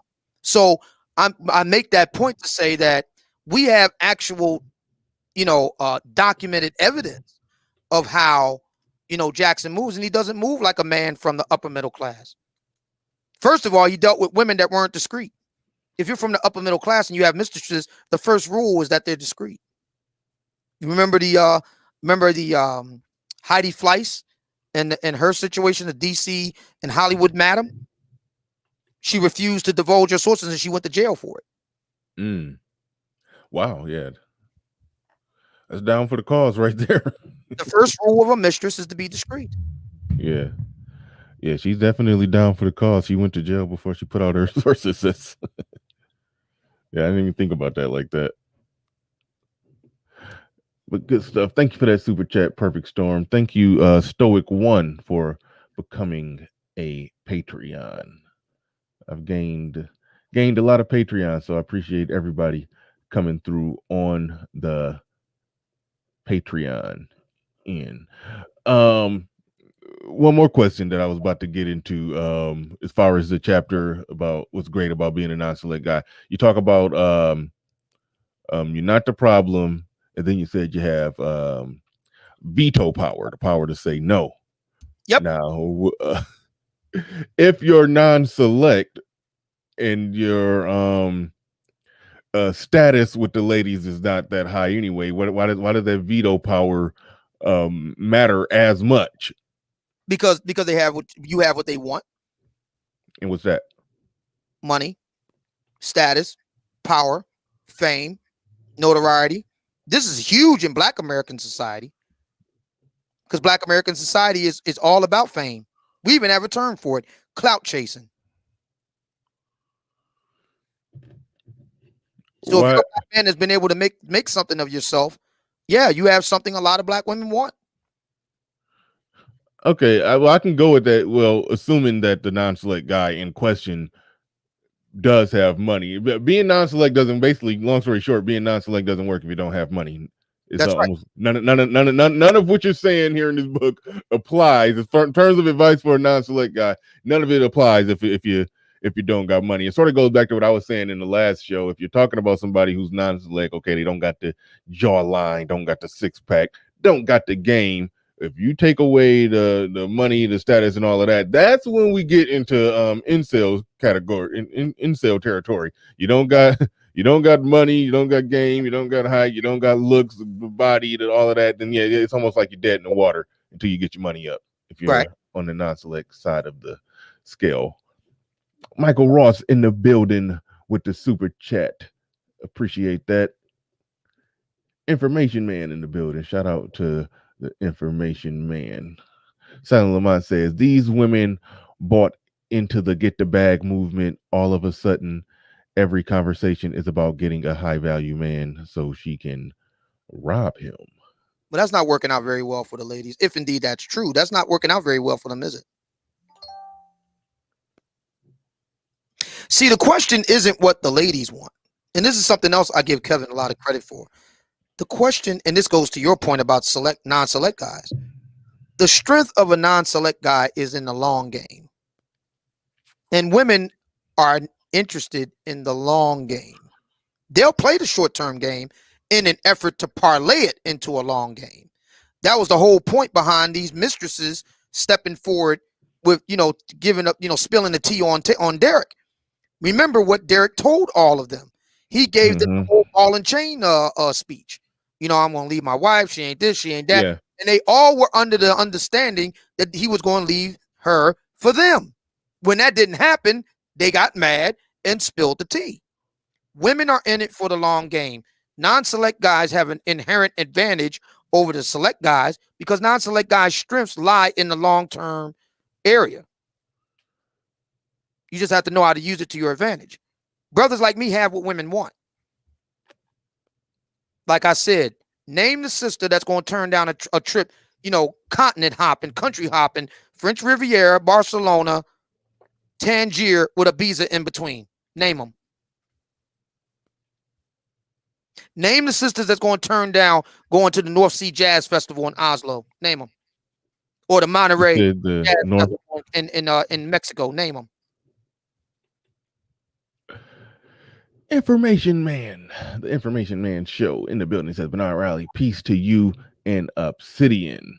Shout out to the Information Man, long term side chicks. I agree that I'm laughing at the chat. No, I can agree with you that when chicks are side chicking it up for a man with money, that they are hoping to take the crown, so to speak, to get the to be the one, to be bare minimum the main bitch. They are gunning for that. I will grant you that. Overall, women, they not out. I mean, I'm not about to get into that. Is a whole nother topic. But women, they be about that casual sex game. They be pumping and dumping their damn self. But when it comes to a man with money, they do want to. They do want the long haul with it.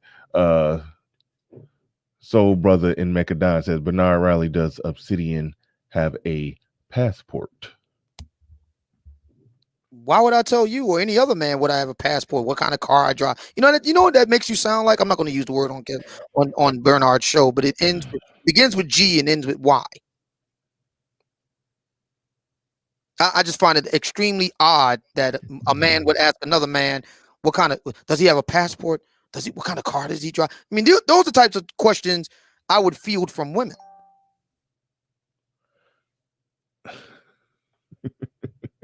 It just never occurs to me to say, I wonder if Bernard has a passport. Do you have a passport, Bernard? It never occurred to me to ask a question like that. Why would I care?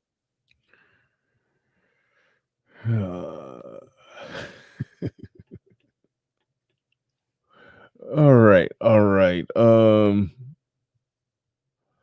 Well, we covered the surrogates thing, covered a few aspects of the Book of Obsidian. We're an hour and a half in. Let's see. You should consider a commercial. The way you wrote out that email to me, you should consider making that a commercial. But anybody want to come up with questions, comments, concerns, or anything about anything that was said here today, feel free. Now, wait a minute. Now, before we do that, because we know what happened yesterday, these topics can go left really quickly. So maybe we need to ensure some type of safeguard here to make sure. No. I'm not letting it go wild. We're not getting wild. That's all to it. We don't gotta do a long speech about it. I'm just not letting it get wild. Put it like that. That's all. That's all to it. It ain't getting wild. Yeah. It ain't getting wild. It's like even when the conversation was getting on to the point of some good stuff where some good things was being hashed out, then it got personal. It's just going to automatically get personal with them too. They never going to be able to have a conversation. Yeah. But Silent Lamont in the building. What's going on? What's good, man? I had to come up here. You dressed like the Undertaker today. My man Cole Obsidian over there from the Dark Order. I see you. Peace, salute. Hey, what's going on? Man, I just had to say this, man. When I hear these calls coming into that show, the fact that y'all take these people serious is the most hilarious thing. What do you mean by take them serious? People are just calling talking. They're just talking, man.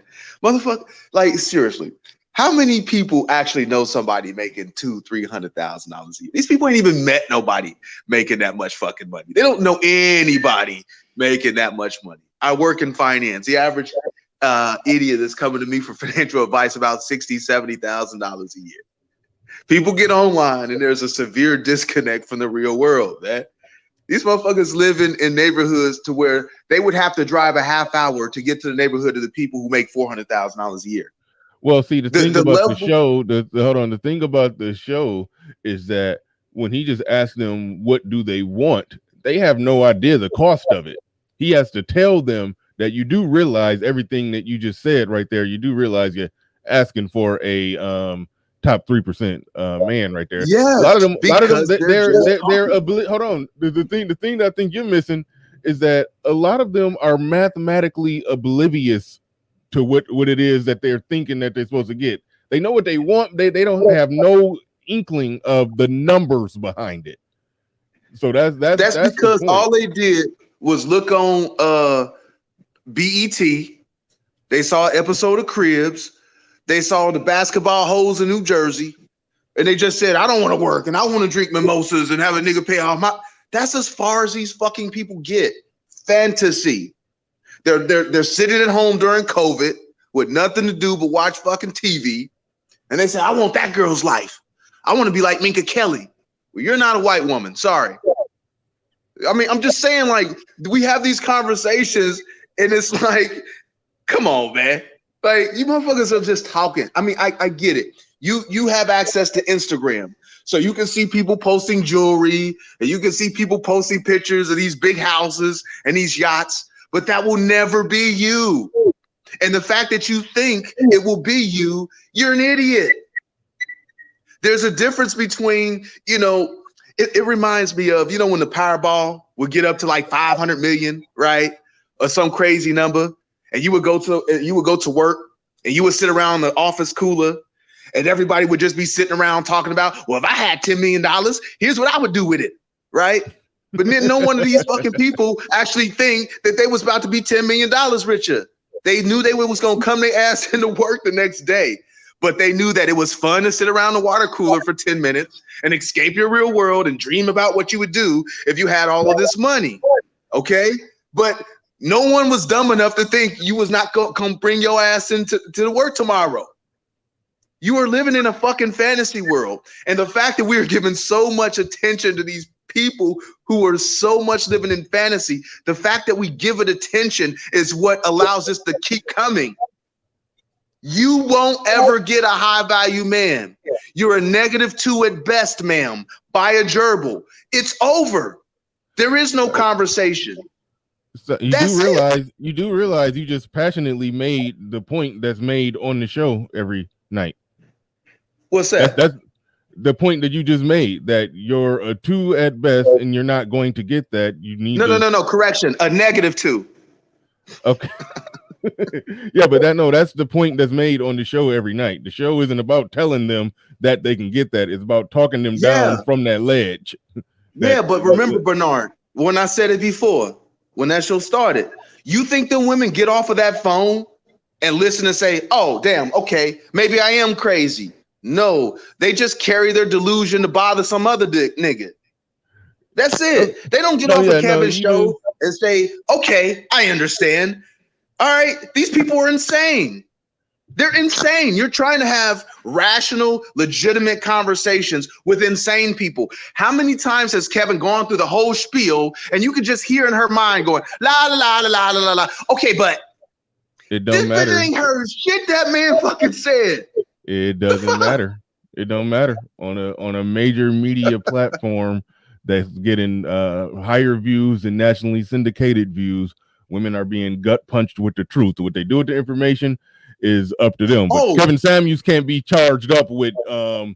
I'm not coming at Kevin. Yeah, he can't be charged. I'm not coming at Kevin. Yeah, I'm like, oh man, he gonna make money off that BFF forever. That's all this is. Now honestly, I mean, I love it because now the world gets to see what black men are talking about. Now the world gets to see. That's where I'm at with it. That's why I pulled back when you said why entertain these delusional people. No, I'm glad the world is getting to see this. I'm glad about that. So that's why I say it's a good thing across the board, and you should entertain it till the wheels fall off. Well, it's a great thing across the board, but it will destroy black relationships. Because basically now the whole world gets to see their whole entire ass. Black men have been staring down the barrel of that ass, but now the whole world gets to see that ass. We got to work that we got to deal with. This is going to make sure that nobody wants to marry you. Nobody. You ain't doing nothing but digging your own grave, bruh. Well, I'm not so sure that looking at that ass is so bad. Well, I mean, if it was just bent over a couch and don't have a mouth attached to it, it might be all right. Coach Ali's Corner in the building with the super chat. He says, haven't donated in a while. Shout out to Bernard and oh man, halfway through the book of Obsidian. Shout out to you, Coach Ali's Corner in the building. Appreciate the super chat. James Hudson in the building says, facts. I'm a CPA. Excuse me. I'm a CPA in the financial industry, and 90% of Americans make 70K or less. I've seen thousands of tax returns and W-2s. Oh yeah, no, I did taxes before for a company, and yeah, you see what people make, and yeah, when you see somebody come in, honestly, when you're doing taxes and you see somebody come in with that's making like just 90K, you're like, whoa, okay, this is Yeah. somebody. Yeah, that is true. That is true. It's Well, like and granted, it was the area. It was the area that part got to get averaged into the equation, but yeah, somebody who's been working at like an automotive plant, and, making, $32, $34 an hour and work a lot of overtime. And so they up to like, because $30 an hour, that's 60K. So you work a lot of overtime. You can get in that 90K range. When people like that walk in, it's like, whoa, okay, that's the highest earning person you see that whole day, sometimes that whole week. So it is true. People that make a lot of money like that, they are rare by definition. And I like what's being unearthed on his channel. It's something like I made a video back in 2018, a long time ago, talking about. I didn't word it this way, but I was basically explaining and talking about how a man simply providing was was a good thing, back in the day. Providing, it wasn't about providing a lifestyle, and so right now when they talking about providing, they talking about providing a whole damn lifestyle. It's like a whole different dynamic of what they're talking about when they're talking about a man who can provide, because the basics of providing, the world is set up to where they can do that for themselves in a comfortable, cozy, air-conditioned cubicle. They can put a roof over their own head, running water, electricity, and food on the table. So now a man being able to do those basics, he ain't shit. It ain't nothing. He's only valuable if he can go above and beyond that and provide a lifestyle above and beyond that. Not food and shelter, but no, a lifestyle. I almost started singing that song by I forgot who the hell sing that. But anyway, no, let's just call it what it is. I want you to provide me a delusion, because that's what black men have to do. You have to compete with her delusions, and you fall short because of that. Remember when what I would say, our problem is you have a bunch of our women who are adjustable 3s and 4s who are actually looking down on men who are 5s and 6 because they could put on a fucking costume to artificially increase their value to screw men who are 8s and 9s. Remember that conversation? Yeah. All right. And how many times do you see on Kevin's show these women have had men who were better than them and they left that man? So again, these people are just fucking talking. They're lonely. They don't have what they want. And to justify not having what they want, they tell the world what their wants are impossibles, so they can never be met. Therefore, they can always have a built-in excuse for not being wives. It's a built-in fucking excuse. I'm going to create a vision of a man that no one can fucking meet. So then when no man meets it, I can say it's the men's fault because they didn't meet up to my fucking standards. Yeah, that's what it is. That's why it's a you know what that's called, Bernard? Good thing that there's What's a large that called, Bernard? scale. Oh, what is it called? Go ahead. It's time for the nigga dance. It's time for the nigga dance. It's time. You done turned it into the percolator. But yeah, no, that's a good thing. That's why I'm glad Kevin Samuels' show is mainstream. It's a large scale mainstream platform, shooting down their BS that they've been selling and had larger platforms over the years, pacifying and enabling their delusion. I'm glad that there's a bigger platform now shooting down their delusion. So overall, it's a net positive for me. David Johnson, the asshole in the building, says, fellas know this. Women are all about right now. They don't care about later because they're not even thinking about it. They're extremely short-sighted. They live for the moment. Thank you for that super chat, David Johnson. Appreciate you. Man, I'm gonna have to get that music too, nigga. I'm gonna have to make that a song too. It's time for the nigga dance. Get the percolated music and everything. K Dash Chaya says, "Peace, Bernard and oh man, I'm still laughing at the chick that's 44, had 4 kids by 4 baby daddies, and still thought she might be able to get a man. Oh, she can get a man. It just won't. It won't probably. Chances are it won't be the man who she called in Kevin Samuels' show, thinking that she was supposed to get. It just she can get some. She can get the man that's breathing." And they know it, Bernard. Just listen, right? If you listen closely, when the women start talking, Kevin always has to interrupt because they're always telling a story like they're in their fairy tale. And anytime you interrupt, you kind of interrupt their little delusion. That's why they never, when he asked 3 questions deep, that's why they never really have an answer for any of that. Because all they thinking about is la la la la. I'm gonna buy a castle. Hey, how much you need to make? Oh, what? No. Let me get back to talking about the castle. So he's gonna buy me castles and Hold on. How do you look? I want to talk about how I look. I want to talk about the castles and all the stuff he's gonna buy. Hey, bitch, slow down for a second. Like they're in the middle of telling their little story, and you always have to slow them down and ask them a question, or you'll ask them a question about something. Well, when was the last time you've realized they're just lying? They're just saying shit at the time to get the story a little bit down the line so they can get to the little crux they want to tell you. What they don't really want to say is they are really that woman calling on the phone from the New Yorker, sitting in a dirty ass apartment, making payments on a Geo Prism, all right, calling into this show, talking all this cash shit about high volume. Bitch, you live in Gary. Fuck out of here. You can get on the internet lying, but like we know who you are in the real world. It's almost like they talk to us like we didn't grow up with you. We don't work with you. You're not like you're a complete mystery to us. We know who you are. You ain't shit.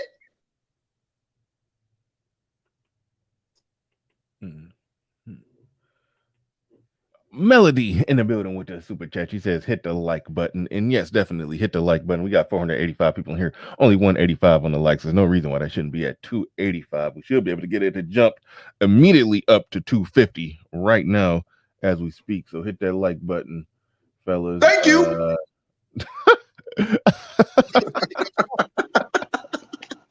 I thought that was Obsidian for a minute, and I noticed that your circle was the one that blew up. Hey, nigga, if I can do Nuruddin, nigga, I can pull off an man. I never heard you do Nuruddin. I didn't know that was a thing. You gonna get my Nuruddin?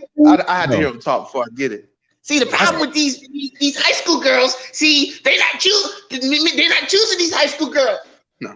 Yeah, no. You got to work on. What is Chaos Reign? See, but not what. That's Chaos Reign. Yeah, man. I'm not even gonna say nothing, but Chaos sound like a nigga hate quitting in Madden.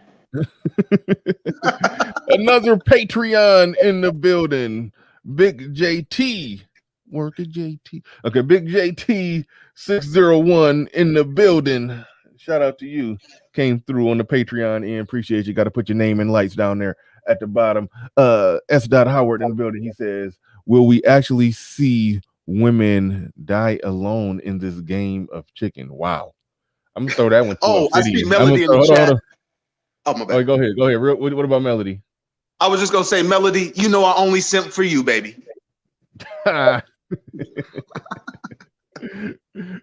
Obsidian, I gotta throw it back to the old man on that one. In this game of chicken, will we actually see women die alone? Yes. I've already addressed it. It's in the book of Obsidian, I believe. The Spinster bubble was about to burst wide open. Mm-hmm. Yeah. So answer is yes. Okay.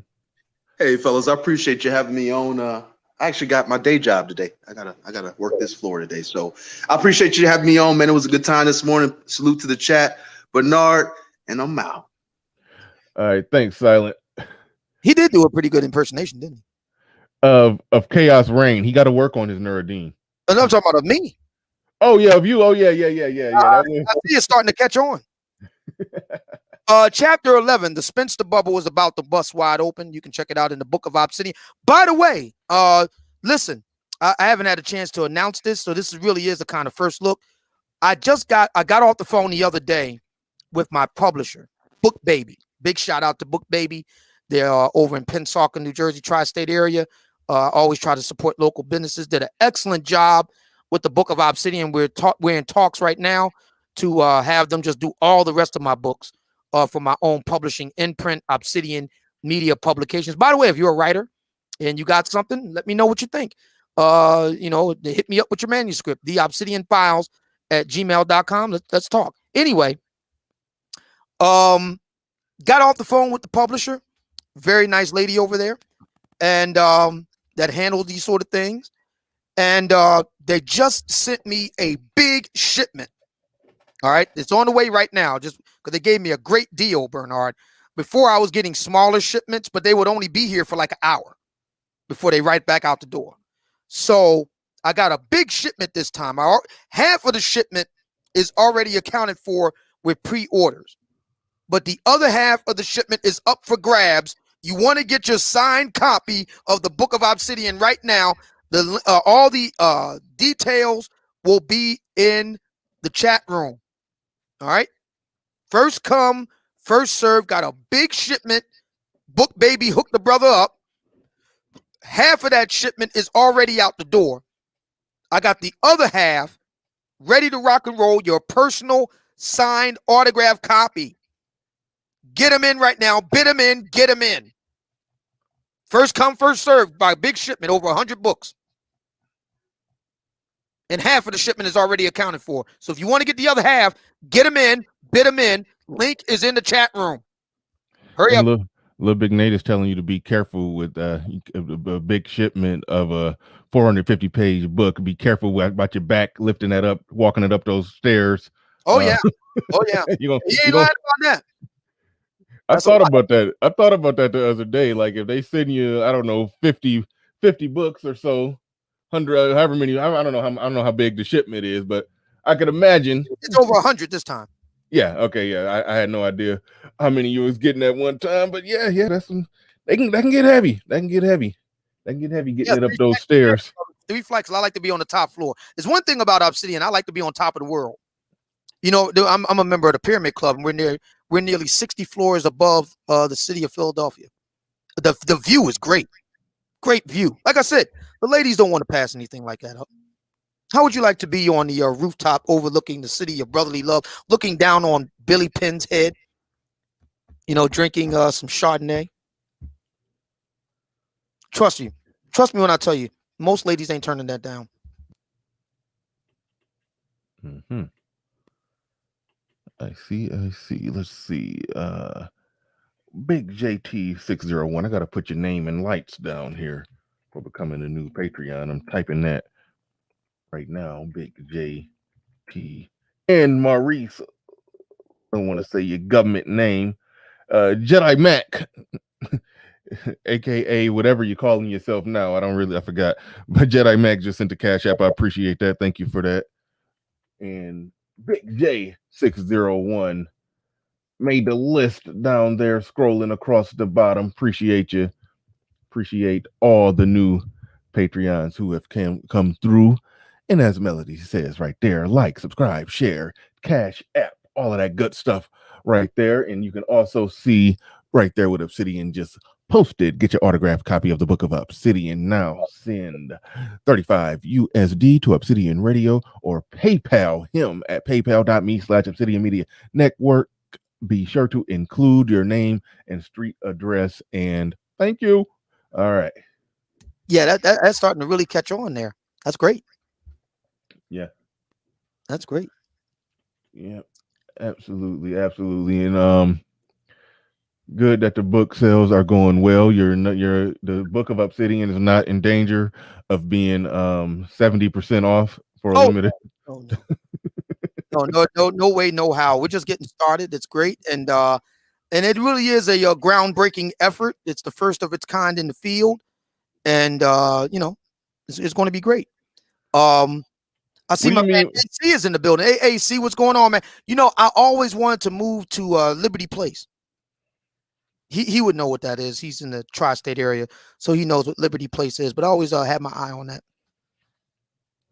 Uh-huh.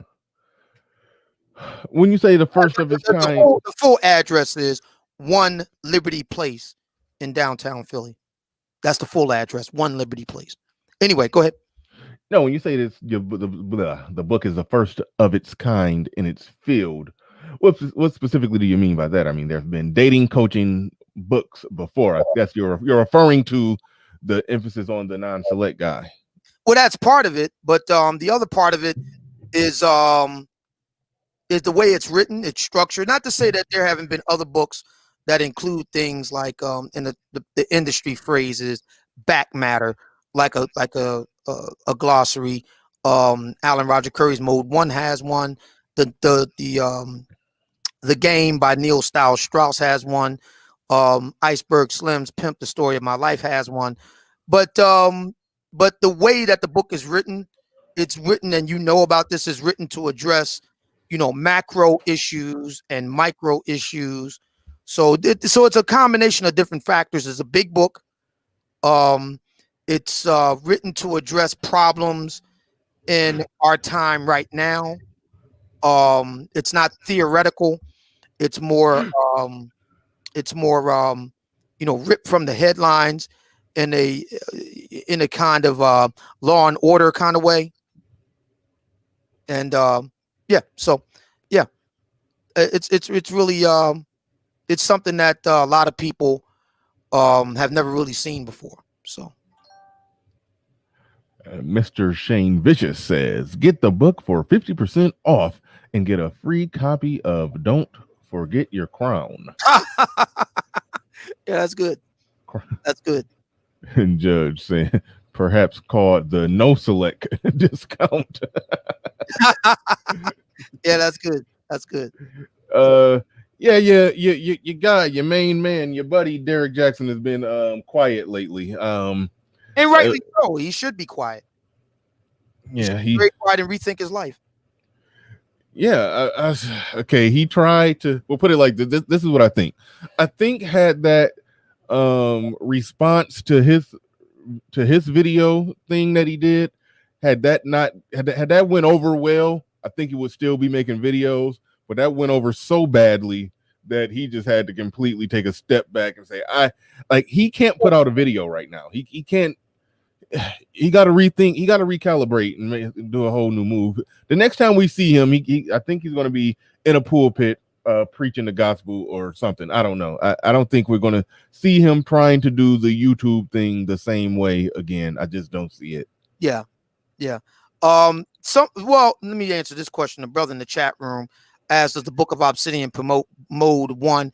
It does make mention of Mode 1, particularly in the glossary.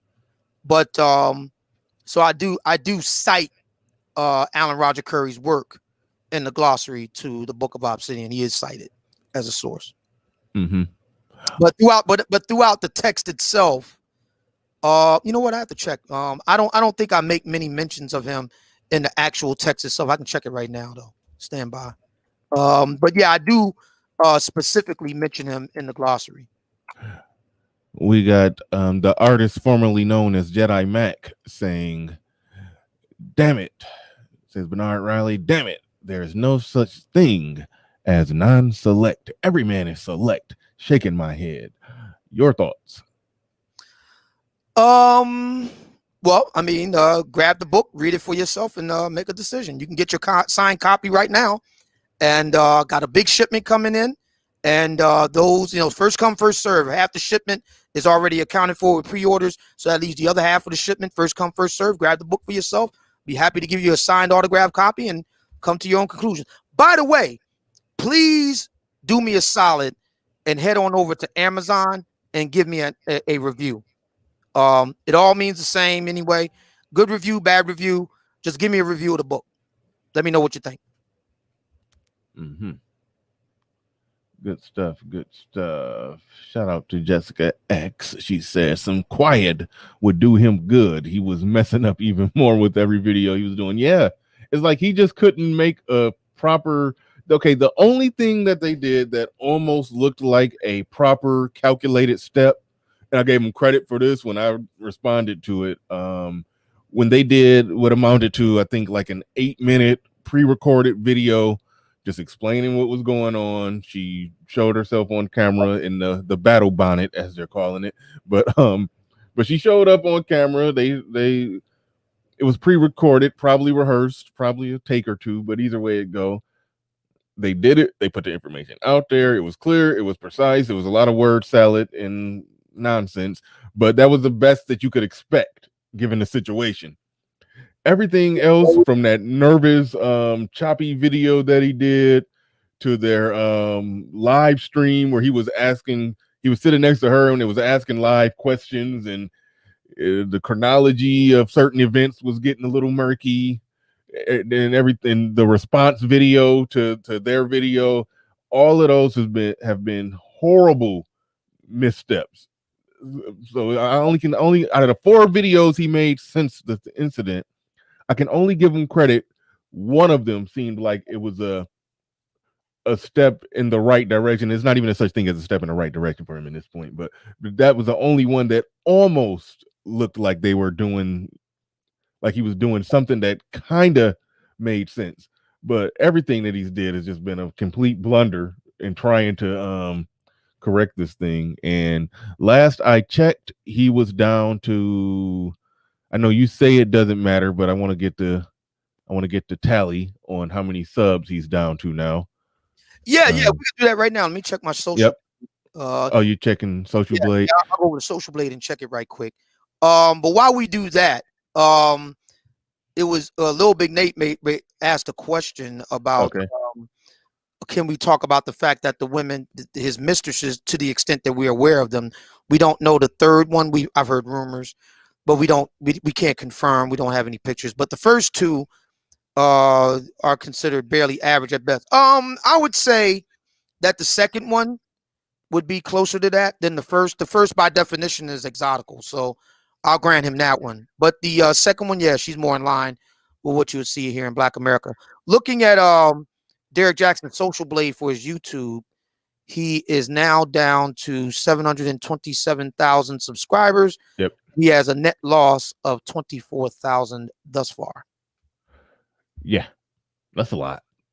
That's still the total number is still high, but that is a lot. Yeah, of people to unsubscribe. I would think he would need to lose about 1/5 in order for it to really make a dent. So we'll see. That puts it around upwards of 200,000. Yeah, but yeah, they're dropping like flies. As far as his mistresses, yeah, the first one, I think she's the type that most guys would say is universally fine. I mean, she was cute. I mean, she was suffering from, a lot of people has mentioned, and she is suffering from what I like to call long tittyitis. She's suffering from that. Those titties looked a bit long, but that aside, overall, she did have a nice body to where she wasn't too skinny, wasn't too thick. She was right in that middle where most guys would like. She had a nice, well put together body, pretty face. I think most guys would definitely find her attractive. The other one, yeah, that's when you get into some subjective categories, subjective territory, where the face wasn't all that, but that body, not in the picture they showed when she had on the green pants, you couldn't really tell right there, but the pictures that you showed me that you got from, I believe, Tasha K's Patreon, That's is right. Oh yeah, that body was banging. That body was on point. Now, for my money, if you could take the first mistress's face and put it on the body of the second mistress, oh yeah, you got a stone cold winner right there.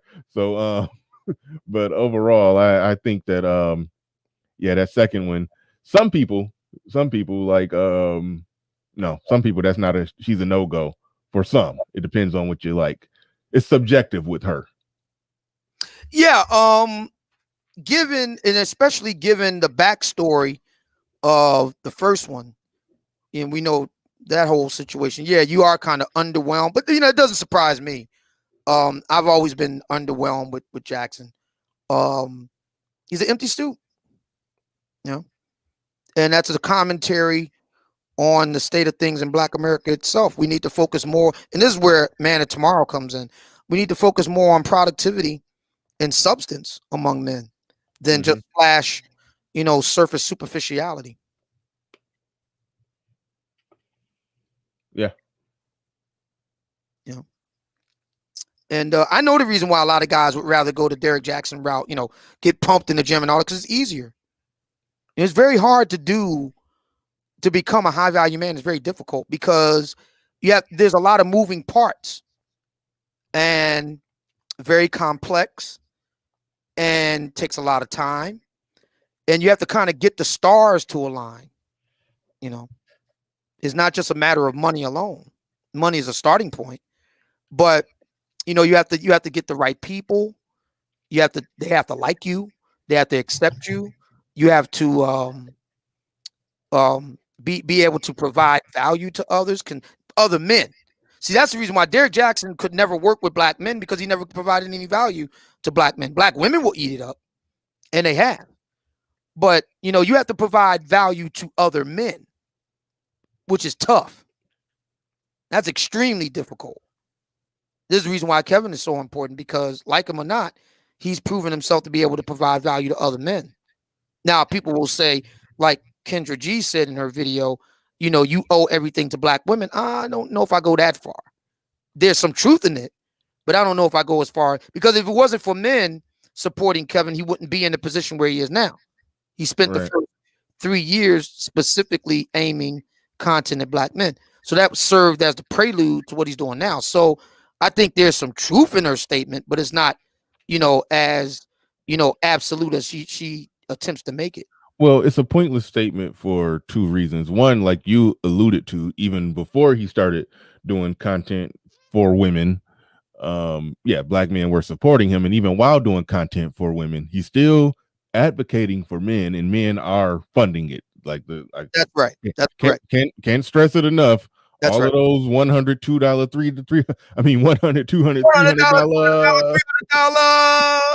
yeah, all of those are men sending all those big super chats like that. Make that average at best booty run.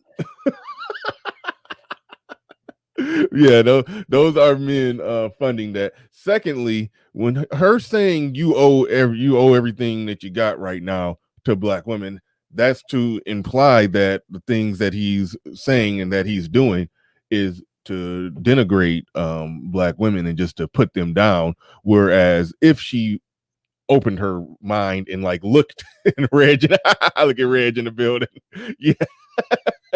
Reg got the $1, $2, $3, and Kevin Samuels got the $100, $200, $300. It's a slight difference. It's a slight difference. But Yeah. shout out to Reg. Yeah. a slight difference. That best booty run. Look at her running. God. Make that average at best run. All right, man. That's funny. That's funny. But at the end of the day, what Kevin Samuels is talking about, rather he's talking about the high value situation for the younger women who qualify for that high value man and can deliver on what that high value man wants, or rather he's talking about the regular chicks who, yes, they can make a life work with a regular guy if they put their head on straight and act like they got some sense and understand where they really rank SMV wise and That won't work until they're dead. But at the end of the day, if women did what he was saying, rather than not they'll do it, is a whole nother story. But if they did what he said, I mean, that would be better results and better outcomes for black women and black children. They wouldn't be dying alone, and children would be born into families. So I mean, so she say that like you owe everything you got to black women, yeah, and he's giving advice that's beneficial to black women too. So yeah, with actual receipts, because unlike Jackson, and there have been reports that Jackson's handiwork has actually damaged more black couples and drove black men and black women further apart, whereas Kevin has documented evidence of bringing black men and black women together. So, it was a really bad look for Kendra, and I like Kendra G because of what she said in support of the Little Fella Federation. If you're asking the fellas what their height is, then it's okay for them to ask what your weight is, and I will always appreciate her for that. And I think she's a good person. I don't think she's a evil individual. She's not a bitch. Right. She's not. It's just that Kevin struck a raw nerve. And the raw nerve was that Kendra is like so many other black women who've had opportunity after opportunity to land a good guy and blew it. And she knows it. And she's looking back now on what's this, 41 years? She's looking, or well, we'll take it from 20. She's looking back now on 21 years of blowing it. And where does she go from here? And Kevin only reflected that back to her. There's a popular YouTuber in these parts who love to talk about mirror talk. And I find that it's interesting that he only uses the mirror talk on black men. Seems to me if anybody needs mirror talk, it's black women. That's something else Kevin proves. So so there's a need for a great recalibration of the way that we approach these topics, these black love issues. Kevin has played a big role in that. He's not the only one, but he's a major player in that regard. And now we're left, especially in light of the self-immolation of Derek Jackson. I mean, he just put himself on fire, big dumpster fire. Now we have to recalibrate. Everything has to be recalibrated now, and that's going to be very difficult for a lot of black women and not insignificant number of black men. Let's take the fellas first in reverse fashion here for a moment.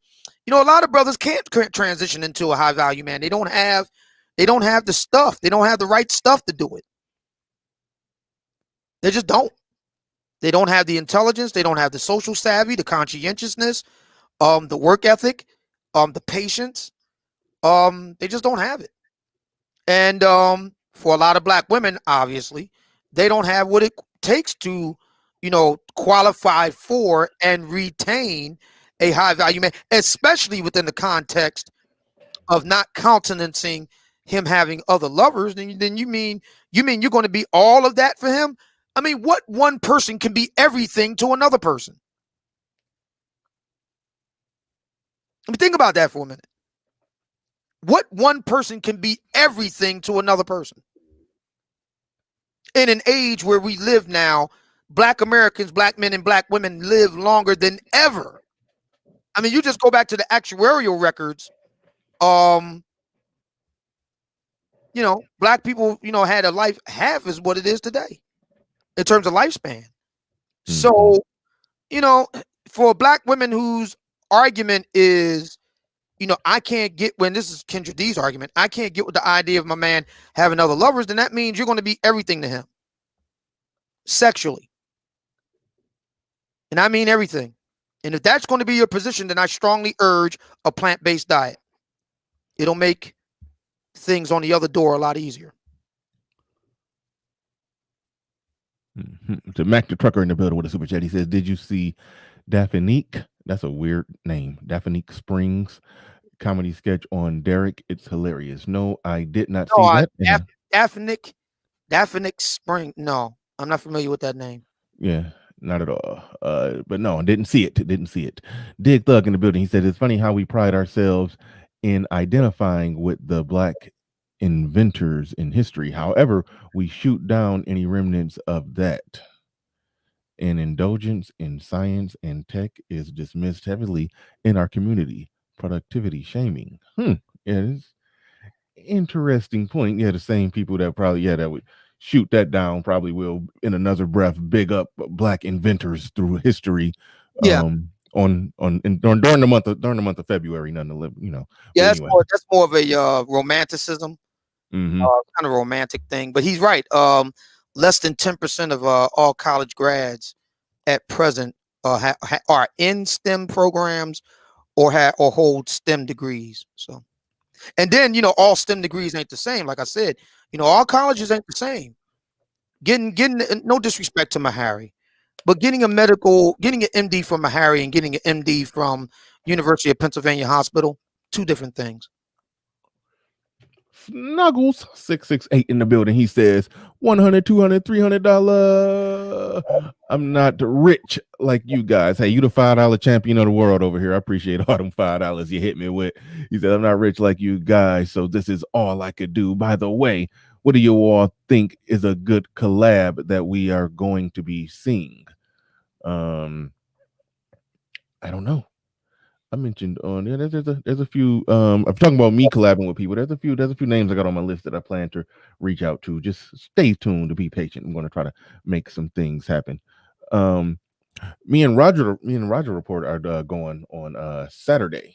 That's something I will announce here right now. I got to email him back. Come to think of it, about the topic. I didn't formally let him know exactly what the topic is, but we do got the date and time pinned down.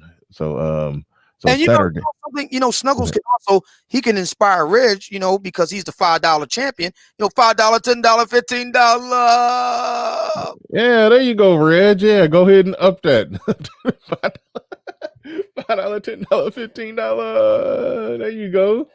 Yeah. You could quadruple your earnings with just that sales pitch right there. Yeah. Oh boy. Shout out to Reg. I think you was over there recently. Yeah, you was over there recently. I think you got a little heated. I didn't really watch it. I ducked in for like 2 minutes and you didn't miss anything. Okay. It was just the usual hijinks that go on over there. But it was suggested. There was a number of things that was suggested, but I was saying that you can't. The main debate was Jackson wasn't tricking because he's in another tax bracket. See, tricking is about tax brackets. Excuse me. So if you're in a excuse me, if you're in a particular tax bracket, then it goes from tricking to balling. See, balling is not tricking. So if you get her flued out to an exotic location, that's not tricking, that's balling. And since Jackson was known to be having, old girl flued out, that's not tricking, that's balling. So the yacht party is not tricking, that's balling. The mansion party, not tricking, that's balling. Getting flued out to Miami and Tunum, Mexico ain't tricking, that's balling. Getting her Airbnbs and luxury hotels ain't tricking, that's balling. Paying for her room and board ain't tricking, it's balling. That's what that's all about. It ain't tricking, now it's balling. But if you're just a regular average at best guy and you buy a girl some chicken wings at JJ's Wings, or you take her to Friday, that's tricking. If you take her to City Trends and buy her a dress, or take her to Rainbow Store and get her an outfit, that's tricking. If you take her to a hotel, motel, Holiday Inn, that's tricking. Wow. Yeah. So by that logic, now since we have defined balling, had Game Changer flued out the stove queen, had he flued her out somewhere exotic instead of him flying somewhere exotic, had he flued her out somewhere nice over here, put her in a nice hotel over here, and took her out somewhere really expensive over here, it wouldn't have been tricking. Yeah, and that's why I asked him. I said, okay, so let me make sure I understand it. So Game Changer met a lovely young lady over in the Dominican Republic a few years back and bought her a stove. Would that be tricking? Is that dirty feet tricking? Is that balling of a third world kind? Is that Caribbean balling? Is it Caribbean tricking? Well, if it's tricking, then okay, so let's see if we can get this in terms of appliances. If you get her a brand new kitchen installed, is that tricking or balling? If it's a stainless steel kitchen with an island that's got a marble slab on it for the top, is that tricking or balling? If you get her a Frigidaire with the double doors on it, and you can get the water and the ice cubes there, and the whole thing is stainless steel, is that tricking or is that balling? I'm trying to understand. The microwave oven, is that tricking or balling? Is a toaster oven, is that tricking or balling? The George Foreman grill, is that tricking or balling? A gas barbecue grill, is that tricking or balling? The same people who call everything tricking, for them to not call that tricking, they're in a contradiction. Because like if you say that everything is tricking, then you would have to include that in tricking. Now, I don't think that's tricking. I only think it's tricking if it's full blown money on the counter, money on the nightstand, and then and then put your clothes on, get the money off the nightstand, and then go forward from there. That's the only way that I consider it full blown tricking. Now, is there a But difference between dirty foot tricking, flat foot tricking, and long breastises tricking? Is the chick with the long breastises, is that long breast balling? And the chick that's over in the Dominican Republic, is that dirty foot tricking? And the chick that's down in Memphis, is that flat foot tricking? I'm trying to understand what the difference is here. What about the butterface? Is the butterface tricking? I'm trying to understand what that's all about. Clearly, there's levels to this. I was being educated the other day on Reggie's show. Apparently, there's levels to this tricking. Just like, what Biggie said with the 10 crack commandments, there's rules to this. Evidently, there's rules and levels to this of different types of tricking. Who knew?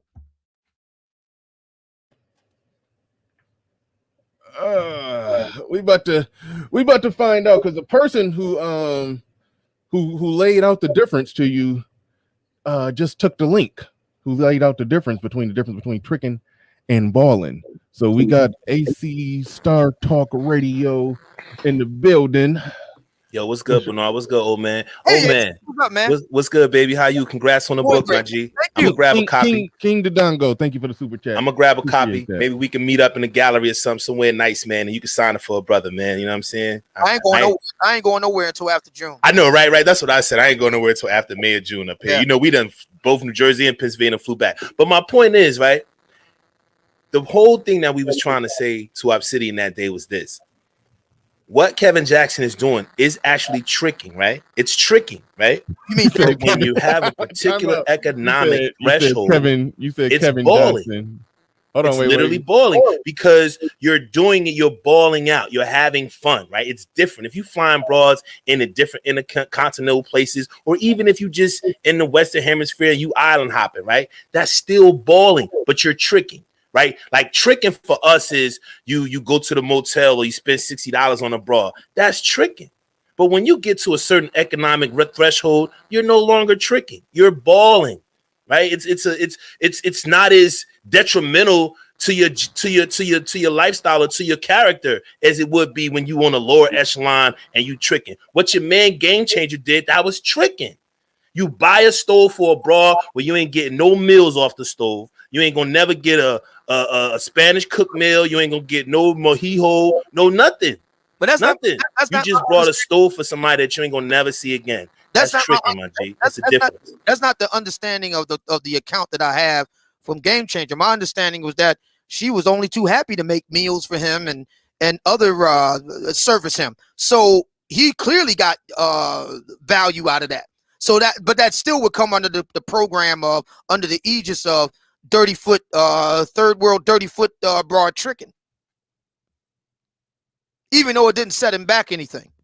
I mean, he wasn't financially hurting for it. It doesn't matter. See, setting you back is not the thing. It's that you did it, right? You did it as a quid pro quo, right? You did it. You was looking for something, you got something, and you hit her off with a stove, and now you're gonna return back to wherever. But if you flying abroad in several times, or you flying several broads in, or you throwing mansion parties, you're balling. That's not tricking. If you just buy one stove, so why would he have her there then? What is she there for? What do you mean? If you're just going to have fun, you can have because fun. he chose her to ball out with. That's the prize that he chose. He chose the Miss Long Breasts. I mean, well, whatever she may look like is irrelevant to the fact that he was trying to ball out on her and show her a good time. Well, let me ask you, impress her. Do you like long breasts? Wait, hold on, wait. Before we go down that route, okay. So if somebody goes on vacation to some exotic place and they hanging out, they partying, and they're showing the women a good time out there, and one woman that he's showing a good time and kicking it with and hanging out for the time that he's down there, either sometime during the middle of it or sometime I think it was actually before he left. He bought her a gift and went on his way, and they still keep in contact. I mean, they may get together again when he go back down there, but I don't see how that's that much different. A man was on vacation having a good time with some ladies, just like Derek Jackson went on vacation, technically having a good time with some ladies. the person I was pushing back with Obsidian that day, he said the same thing you're saying. He was making the same point that you're making, that listen, but what you're doing, like if you look at it, you're singling him saying he was just hanging out with her spin. It's still balling and tricking, irregardless of how we for Game Changer or Derek Jackson. Well, for both of them. Oh, okay, yeah. No, if you say Game Changer was balling, then I'm with you. But some people go. I mean, on his economic level, he was trying to ball out with the means that he had. He was trying to ball out and have a good time, but it's still AKA tricking. Okay, so it's balling and tricking at the same time. It's all you doing is just transferring the idea of tricking, and you just giving it another nomenclature, balling, because you have the expenses to do it. Okay, so you're just taking it to another level. So okay, but what? Hold on, real quick. On another global scale, it's galactic style tricking. Don't troll, bro. We having a good conversation. Don't troll, man. I know, Obsidian. Come on. Oh, pump the brakes for a second. This reeks of something that we talked about on this show. Fantastic did a whole stream on it. I didn't really get a chance to listen to the whole thing, but the general point that he was making is ugly gremlin face rapper that got all that money pulling women that he technically, minus the money, would have no ability to be with. People don't look at him as tricking. I think they would. They do. I don't see people saying that Lil Wayne or them dog face gremlin ugly rappers with the weird hair. They call it balling. What's his name? Hold on. But when a lame, more square guy with some tech engineering degree ball out on some 8s and 9s or 7s or something that his looks can't get, you just a trick. That's what they call him. But dog face gremlin rapper. But that's hate. That's hate on the nigga's part. That's calling him a trick. That's hate because they know he balling out. So they hate him. We out of eye. We out of eye now. That's hate on dirty foot tricking. Huh? A guy's dirty macking on a guy dirty foot tricking. So what happened to Game Changer is you had a lot of guys dirty macking on him for being a dirty foot trick. Well, because they couldn't execute what he executed. So they wanted to be a dirty foot trick too. So it's kind of like doing the same thing, nigga. You want the cheat code that Derek Jackson got, nigga. That's why you behind the scenes trying to get all the information. You doing the same motherfucking thing. You dirty macking right now. You just want the motherfucking cheat code. We talked about the bro. If to do what he did. Yeah. Really? Hell yeah, you want to take this fame that you getting on here, and I said this to you on Reg's channel. You want to take this fame that you getting on here and the bread that you making, and you want to bend the bitch over the couch in other exotic places. Would that mean that I would be dirty? And it ain't gonna be the woman that you with, nigga. So don't play that game. Would that mean that I would be dirty macking on simp or overgrown simp tricking? Nah, just simply tricking. It ain't got no overgrown simping. All you trying to do is get the cheat code so that you can do everything that he doing, but make sure you cover your bases. That means I'm dirty macking on overgrown simp tricking because he is an overgrown simp. Oh yeah, okay, I can give you that. I don't think he's a simp necessarily. I think he just ran game. He found a niche, and he was pretty much saying his behavior module, and he was telling women to be wary of how he really get down. And what he didn't realize is eventually his truth was going to become to reality. Like it was going to come out that he was talking about himself. You know what I'm saying? And that's all that happened. But his game was have you seen his text messages? I mean, I haven't seen the information you were talking about. I don't know what he did to get these women. And maybe that's why he got a ball out, because he don't got game. Maybe that's why he got plain Jane bitches, because he don't got game. Right? Yeah. Like we see that's what it is, right? So yeah. he figured out how to be like a sympathizer to women, and he used that to his benefit. He got his physique together, his looks together, and he became a sympathetic ear to him while telling them about the bad niggas like us. But you know, the universe plays karmatic games. So when you send that out there, who you really is will be revealed. And that's all that happened. Karmatic? Yeah, karmatic energy, karma. Oh, I didn't know it was a such thing as karmatic. That's a new one on me too. But yeah, I understood what you meant. I know that there's karmic. I know karmic, but not karmatic. Karmic is not karmatic. Karmic is not karma. Uh-huh. Karma is not karmic. It's not karma. It's karmatic. It's revolving. Matic. Y'all ain't got no Pookie and Ray Ray up here, Obsidian. I got a college degree, my brother. Like Illmatic and Stillmatic. There you go. Uh-huh. There you Mr. Pump and Dump. There you Mr. go, Pump and Dump DJ, in, my G. There you go. You a DJ. You spin records. You know what it is. Yeah. Mr. Pump and Dump in the What about building Ultra with the Magnetic? super. Hold on, oh, man. I'm kind of get these super chats. Mr. Pump and Dump in the building with the super chat. He says you call it tricking, but you don't know how many times GC smashed. I think we came to the conclusion when he say if he acknowledged that GC is balling, Derek Jackson was balling, but balling is a form of tricking, a subset of tricking, but it's different than just full blown being overly critical. Like, oh, nigga, you tricking. I understand his position. He said they're more or less the same. He put them categorically the same, and he don't. I take it you don't think nothing is wrong with it if it's within the realm of the money that you got and you just having a good time with the ladies. I think if I understand that right. That's it. All right, cool. No. Yeah, we out of eye on that one. We out of eye on that one. And cats who come at guys who are like nerds, but they make good money and they're able to go out and do luxurious things with luxurious women. Cats who they tricking. They're hating because if they had the means to do the same thing, they would do it on a whole nother level, right? And then they would try to bring their experiences into it and they boys and all that shit. So it's just hate. So if you brought hold a cheesesteak and a beer, that's tricking. What you say? I ain't hear you. My bad. Hold on. We messed around and let a $100 super chat get off the board. I can't even click on it now. Y'all was talking shit too long. Okay. He said, "Is this tricking?" That's Golden Eagle 99 came through with a $100 heavy-handed super chat. Got to put your name and likes down there as a sponsor. He said, "Is this tricking? At what point do we just understand that the amount is relative as well as what you're spending it on? 200 is not a lot of money. Do some of y'all have jobs?" Thank you for the super chat, Golden Eagle 99. Appreciate that. That makes you a formal sponsor of the show. Before I lose some more super chats, Judge Zilla the Beast in the building. He says, "My first 2K day. Thank you, Forex gods." What is he talking about? My first 2K? Stat Forex is one of those financial exchanges. Oh, okay. Talking about trading. Got you. Oh, yeah, good stuff. Yeah. I got a show coming up on that. I got a show coming up on that. Yeah, so that's all I wanted to do, man. I just wanted to say that the idea of balling was just tricking on an economic level. And Obsidian understood what we said that day, but he's the greatest troll, grand troll. So he do what he do. But Bernard, thanks for letting me up, man. Y'all have a great day. Before you go, put your email in the back chat. You keep saying I got you, bro. I got you.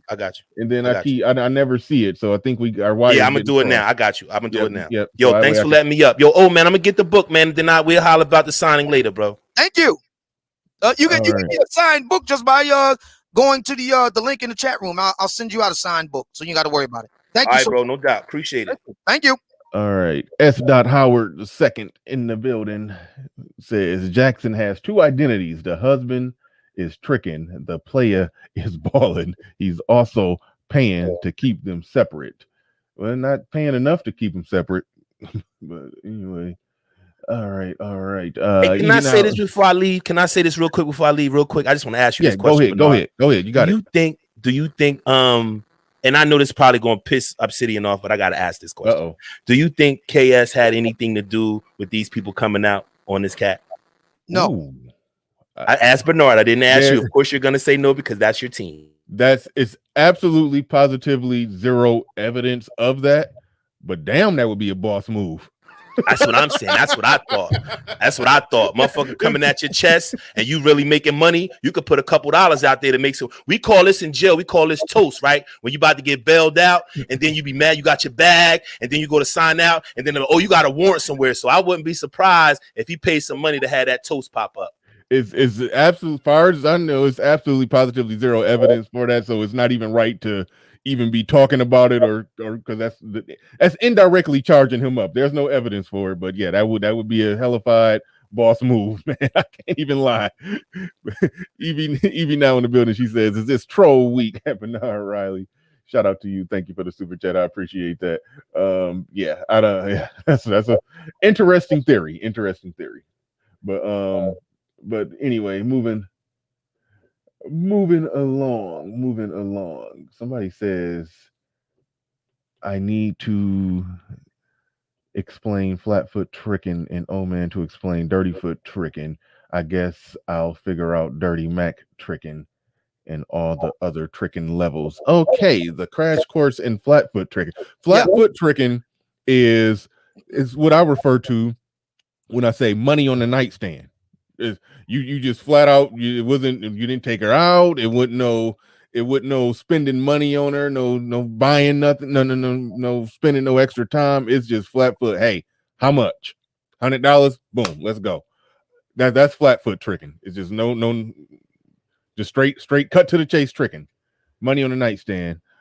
Dirty foot I tricking. like that. Cut to the trace tricking. Or how about this? How about this? Chester George chicken. Or how about this? How about what about sit the money on the nightstand tricking?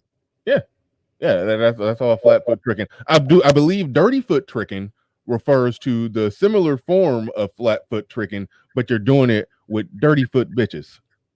Dirty foot bitches is defined as third world country women that you trick with. So I think dirty foot tricking is flat foot tricking with dirty foot bitches. I believe. And he said, I guess I'll figure out Dirty Mac tricking. Dirty Mac and Obsidian, you could explain Dirty Macking better than me. That is basically criticizing and or hating on other people that are competitors for potential mates. Is that correct? Dirty Macking? Obsidian just fell off a cliff. All right, so yeah, I think that's what Dirty Macking is. It's basically derogation of competitors. Throwing salt on the name of the competitors. So that's what Dirty Macking is. That's not. So I guess if you tricking on somebody while Dirty Macking on somebody else, that would be Dirty Mac tricking. But anyway, I think that's it right there. I think that's it right there. But I'm glad AC All Star came up, and because it's a lot of the dudes who try to claim shout out to Platinum Elite who claim everybody's tricking. You give Platinum $1 million. Give Platinum $1 million a day. You think he ain't you think he not doing stuff that he's defined as tricking? What we call that Ted DiBiase tricking? Whatever we gonna call it. Give Platinum $10 million. He gonna be paying for he gonna be having all kinds of bitches on yachts and bottles everywhere. Shit. What about DSL tricking? I don't know what that is. I can't say it on the air. DSL. Oh, okay. What about that? What that mouth do tricking? Mr. Chain Bitches in the building with the super chat. He says balling is inefficient and wasteful tricking. Fair point. If you got the long breasts is tricking. We already got that out the way. Mm-hmm. Yeah. What about booty clapping tricking? I mean, why stop with dirty foot and flat foot tricking? We just go for different parts of the anatomy there. What about flat stomach tricking?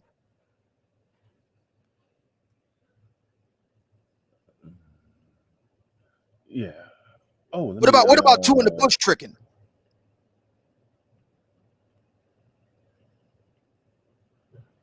I've moved on. I'm over here. I'm over here doing other stuff. I'm trying to save this brother's email so I don't lose it again. I left you out there. Yeah, I mean, if we're gonna do levels to it, then go and do levels to it. What about shimmy y'all tricking?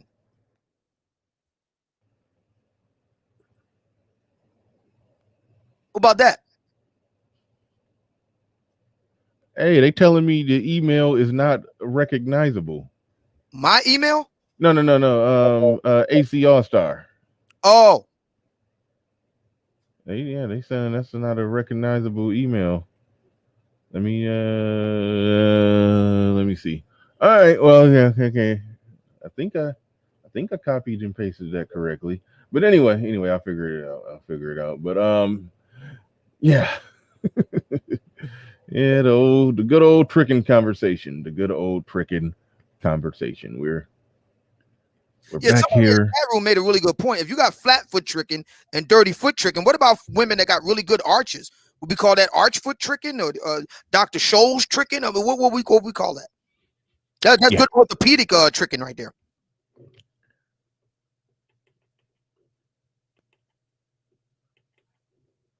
Mm-hmm. Yeah, that email's not working for whatever reason. For whatever reason. Um, let's see. Let's see what is going on here in the chat. I gotta actually step away for a brief moment. I understand. So, what you mean you I understand. understand?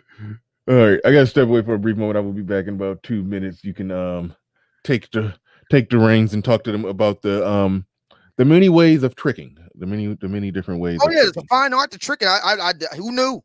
I just thought it was all the same, but apparently we've been educated. There's a difference, fellas, between tricking and balling. So if you buy abroad a stove over in a third world country, that's tricking. On the other hand, if you get abroad flued out to an exotic location somewhere and put her up, for with a nice Airbnb and buy all her drinks and food and then have her on a yacht, that's balling. That's not the same thing. That's what we've been told. That's not the same thing. There's tricking and then there's balling. Who knew? Apparently, there's a difference between long breastises tricking and dirty foot tricking as well. Who knew? I just thought it was all the same, but there is a difference. I mean, I wonder if you could do tricking by bra size. I mean, can you do it like I don't know, 36 triple D? What kind of tricking would we call that? Then you have I don't know, 44F. What kind of tricking do you call that?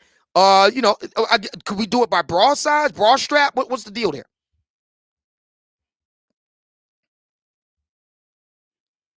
That's a really good question.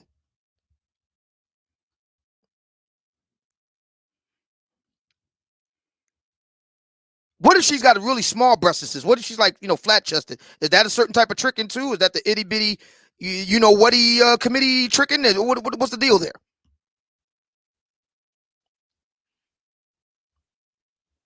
Is it possible to be a trick using tri-state Philly broads? I mean, like if you're using broads from North Philly or Trenton or Newark, or you're using broads from the seedy side of Wilmington, would that actually be tricking or would that be charity? I mean, how do you define that? We know it's not balling. So would it be charity there, or what would we do there? Like Broad and Lehigh tricking. I mean, what would that be?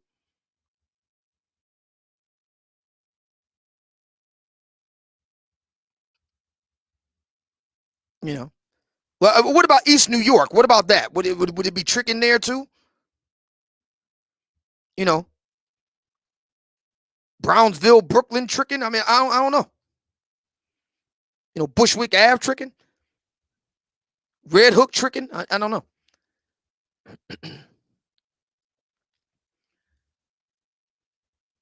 Somebody in the chat room said, "Yeah, tricking at Grant's tomb." Exactly. What about the Gettysburg Address tricking? Would that be tricking?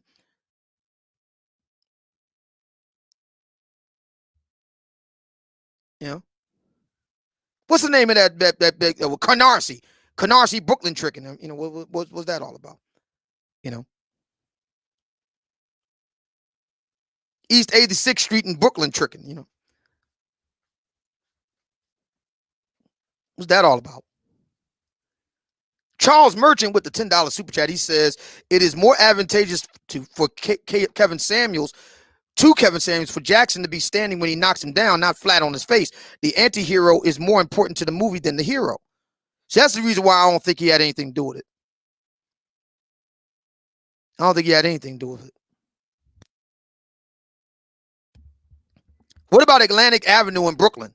Atlantic Avenue tricking. You got a lot of stores along there. Atlantic Avenue tricking.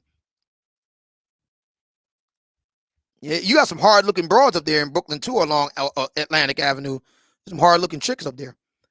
Kind of remind me of the broads down here in Philly in the Logan section. Broad and Ruscombe.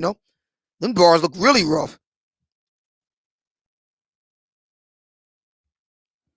Yeah, exactly. As a brother in the chat room said, Prospect Park tricking. You got that right. Rock Creek Park type tricking. Lake Trout broads tricking. Baltimore.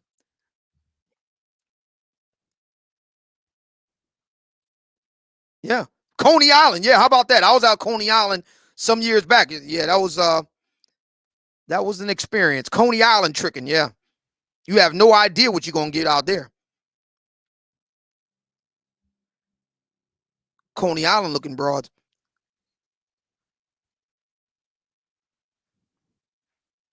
Yeah.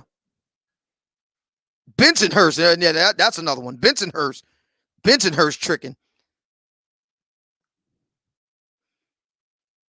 Yeah, Cracker Barrel tricking. What about that? Cracker Barrel tricking. Now you're going down south. Cracker Barrel, and Waffle House tricking. What about that? Your dollar go a long way with that because you got some pretty hefty ladies down there.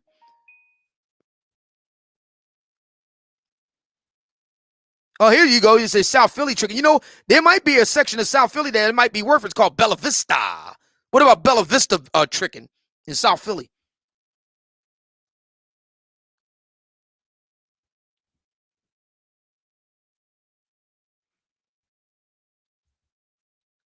Yeah, they're saying Prospect Park is a decent neighborhood. So is Red Hook. You can do some pretty good tricking out there in Red Hook. Red Hook, Brooklyn. Yeah, you get something going there. Might be a little too expensive in Williamsburg, though. That's where all the golf chicks and the alternative broads and the and all your what's the other one? Your hipster chicks and all the rest of it always like to wear black and got a lot of tats. You got that sort of thing happening out there.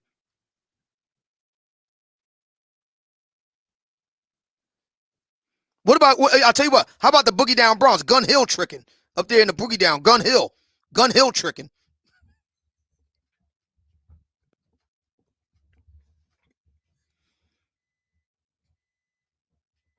Yeah, another guy said Lenox Mall tricking. We know one guy that was Lenox Mall tricking. That was Dennis Jackson. He went and rolled up on a chick in Lenox Mall. That was the surgeon. So that's Lenox Mall tricking. All right. Yeah, I went away. It took me longer than what I thought to make it back. I came back and you're still talking about tricking. Now you're in the Detroit area, so there's numbered roads out there. We got 8 Mile Road, that's home of Eminem. You got that type of tricking. You got the 7 Mile Road tricking, I guess 5th Mile Road tricking, and so forth. You can educate us on that. Yeah, the when it comes to tricking, depending on the mile road, the price goes up once you get further down on the mile roads. Yeah. So yeah, I'm just playing. If you're on the 1st Mile Road, that's going to set you back quite a bit. I don't know the tricking rules out there. Oh, you get on 11 Mile Road, that's bargain basement there. Oh man. I think some people sent some super chats. Oh no, Charles Merchant sent a super chat when I was away. And it's gone. Can't highlight it. But Mr. Shane Vicious sent another one. He said, speaking of which, I just found this blonde frequent is also a maid. I think he means this blonde I frequent is also a maid. I'm about to kill 2 birds in one transaction. Good stuff. Good for you. And Charles Merchant said, I could barely see that because I can't click on it, but I can read it right here. He says it's more advantageous for Kevin Samuels. It's more advantageous to Kevin Samuels for Jackson to be standing when he knocks him down, not flat on his face. The anti-hero is just as important to the movie as the hero. Fair points. Oh, you got Info Man down there coming at the end of the show, like he always do that. Come at the end of the show when I'm almost wrapping up. We'll bring Info Man up. He's from the Bay Area. So what about Bay Area tricking? Hold on, real quick. Skizzy 215 with the super chat. He says, "Oh man, don't hate on Logan. I grew up there." And David Johnson coming through here says, David Johnson, the asshole, says, the moral of the story, boys and girls, everything costs everything. So let's grow up. Right on. Info Man, what's on your mind? What's on your mind? Nah, I'm just hearing the conversation, brother. Hey, this is the thing that's bothering me. And this is no shade to anybody, but as a man, I'm 51 years old, man. I'm old school. Yeah. Why would I as a man be concerned about what other men are doing, whether they're tricking, they're off their money with women? Look, tricking, the way you define tricking, it depends on your relationship with the female that you're with. All right. If you got a relationship with a female that you've known for a while, you have inroads with, and you are buying her something like kitchen appliances or whatever, if you're having sex with her, you're getting something out of the situation, then why would I be concerned about what another man is doing with another woman, whether it's spending his money here or not? You see, this is what we do as a black community.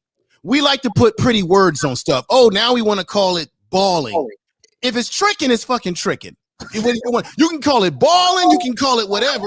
If you're spending money on a female to get her attention, to win over her in some kind of way, before you got anything out of her, then that would be a form of tricking, right? Because it's a transaction. Because why? You want to get something from the situation that you're in. So here's my question to you, Info Man. So my question is, if it's a 20-inch stove, how many backshots do you get with that? If it's a 35-inch stove and it's electric range, do you get that with blowjobs? I mean, I'm trying to understand. I mean, if you get a gas barbecue grill, does that mean it ride you a couple times? I'm just trying to understand how it works there.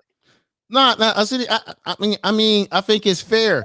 I think let's be honest. When we deal with women, you know, everything with dealing with women is a transactional interaction or experience. You either get something from the situation or you don't, whether it be sex, whether it be companionship, whatever it is that you're getting, you're going to, at the end of the day, you are going to have a transaction on one level or another with a woman. So that would be because even, for example, even for guys that are not paying for the sex with the woman, if you're going out on dates with a woman, you're taking her to the movies, whatever, at the end of the day, you're still going to pay for a woman. You can't, as long as you deal with females, you're not going to be able to get away from the reality of tricking in terms of you giving of something of yourself financially and your time.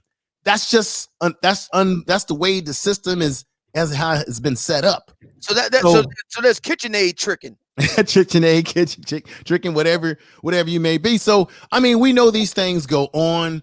I just personally don't find the benefit of us as men focusing on what other men choose to do with their money. Now, if you want to call them a simp, then that's on them. It doesn't hurt me because it ain't coming out of my pocket. It's not putting a hole in my pocket. So I move forward with what I got to do. But my thing is, like, I'm going to say it again. When you're dealing with females on whatever level, it is going to be transactional at some point in time. You are paying for something. Eventually, here, if not now, later, and if not later, now. As long as you deal with females, because the society has been set up to give women the advantage on that level.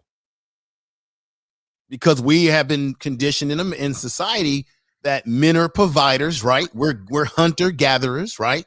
And women are receivers and we are providers. So the system is kind of set up like that.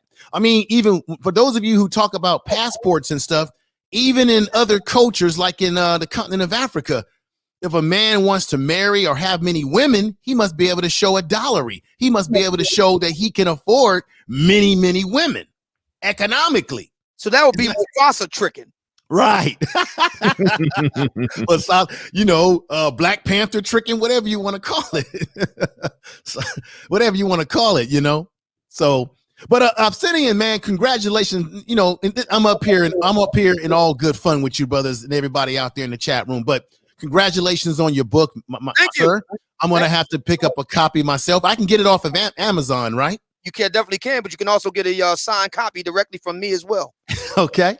All right. Well, I'm gonna have to work on that and get the autographed copy, my brother. Thank you. Definitely. Keep doing your thing, man. Keep expressing what's happening out here on these streets. So here in Philly, we have what's known as water ice. So if you get abroad a big lemon water ice, yeah, and you get some sex out of it, I guess you could call that water ice tricking. Yeah. But I got a kick out of when you said about the foreign situation, when you said dirty foot. I like that. Whatever they call it, the ladies that are in the like the DR and Puerto Rico and so forth, Caribbean countries, they refer to that as dirty feet because sand and the beaches and all the rest of it. Yeah. I mean, I guess it really doesn't bother me as long as her feet is pointing to the sky. Hey, Right. Well, wait a minute. Let me ask you this question. Given this COVID, this virus, this little thing out there, right? Yeah. Yeah.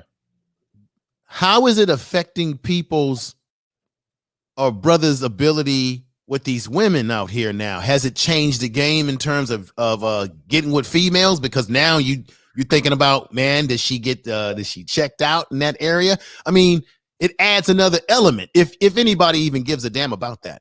Oh yeah, well, online dating has exploded. Okay.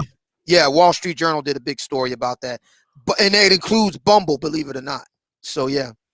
But Bumble, you did a story about this, and I talked about this too. Bumble wants to determine what men can choose as what they like. So if you're not into these transformers, if you're not into women of a certain size, oh, you mean know, GMC top kick type? Yeah, there was.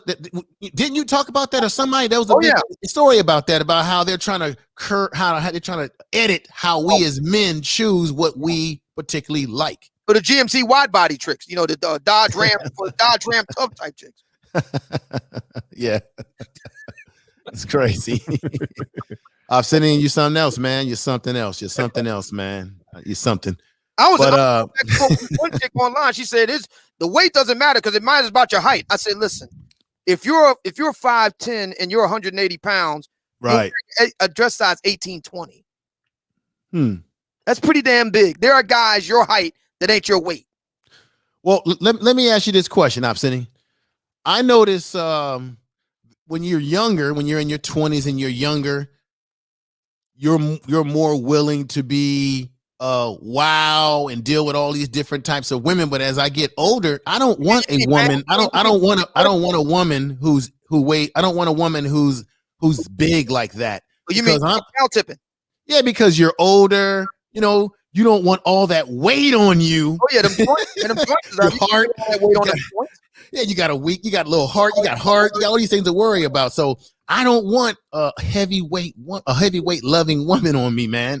As I'm getting older, I don't want a heavyweight. That's where cow tipping comes in. You just tip them over on the side and hit it. Well, look, dealing with women that are bigger, it takes a little bit more out of you. Because there's so much more you got to work around. So I don't want any of it right now as a man getting older. No, I'm sorry. I'm sorry. You don't want them sitting on your lap or nothing like that. You might mess around and break your hip. Oh God. Yeah. Then if your hip is out, then that's it for you. You're out of commission. Right. Yeah. Your player card is gone forever. Yeah, so, you set off your sciatica and everything.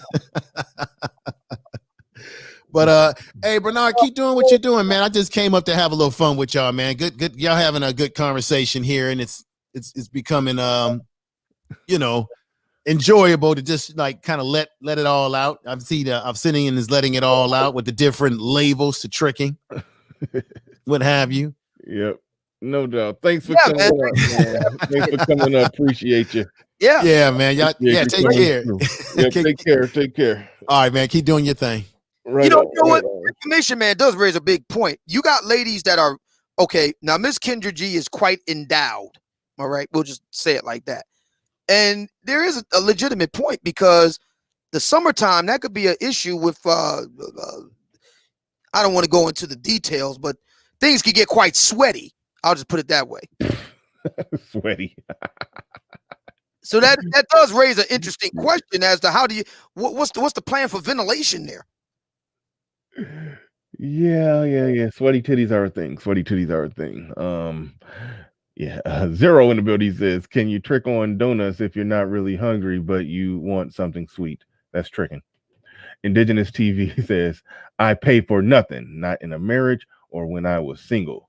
Free .99 meals and home entertainment, no money down. Right. So that's like Dr. Seuss. I don't want green eggs and ham tricking. I will not do it in the car. I will not do it in the bar. I will not trick on the sea. I will not trick with thee. No, I don't want green eggs and ham tricking. We're all tricks at the end of the day. Our tax dollars are buying a bunch of groceries. Okay. Fair point. Uh, we closing in on this 3 hour mark. This was a fun one. This was a fun one. It'll be on Patreon for those of you that definitely missed this. I like what AC Stars said when he came up. I actually like that because he's I don't know how in line he is with people on that side of the aisle that calls everything tricking, but he seemed like one of the few that will actually acknowledge that, okay, yes, if we say that the rapper is balling, or Derek Jackson was just balling, just spending money on some chicks or whatever, if we're gonna say that no, he was just balling, the rappers Lil Wayne, all them dog face gremlin looking rappers, they just balling. He also acknowledged that, yeah, you got to acknowledge that's a form of tricking. And I say, well, why when it's sort of a more somebody who's more on the square side of the scale, when that person, with his engineering degree, want to ball and get some money, let his money get him around and with some women that his looks couldn't pull. Why do y'all call that tricking, but you don't call the rapper tricking? It's okay for somebody to, have gold teeth in their mouth and do the same thing, but somebody square with their shirt tucked in do the same thing. It's criticized. So, but he said it's the same thing. So if somebody acknowledges that it's the same thing across the board, then yeah, I got no problem with the position. So I think that's more so where people need to go with it. They need to be calling rappers tricks. Yeah, which yeah. is just get. I'm sorry, say that. Kodak Black tricking. Yeah. You ever seen that guy? Yeah, so yeah. I mean, if that's not tricking, the term doesn't have any meaning. Mm-hmm. Yeah. You don't think Lil Wayne is tricking? I mean, he looks like an alien from outer space. I mean, come on. Well, per my normal definitions, no, I wouldn't think that he was tricking. I think that he's a man with money, and money draws in women. And yeah, sometimes you're gonna spend money when you're drawing them in and having a good time with them. I mean, I just called it normal, but apparently some people thought it was tricking. I have a hard line definition of tricking: money on the nightstand. Tricking. You had your situation with I've heard you recount this story before. You had a situation with a young lady who had some children, single mom, and you had bought some items for them. You don't consider that tricking? Well, me and her was already having sex for like a week or two before I did that. So no, that was just buying a gift. Right. Yeah. No, I didn't consider that tricking. So there's several categories. There's gifting for a chick that you already banging. There's tricking for a chick that you bang, that you've arranged to bang. Then there's simping for tricks that you for money that you spend on women that you don't have sex with, but you want to have sex with them. Then there's balling, in which case you're having a great time and you just spending money fast like Big Meech, and then you have a woman that you do end up banging.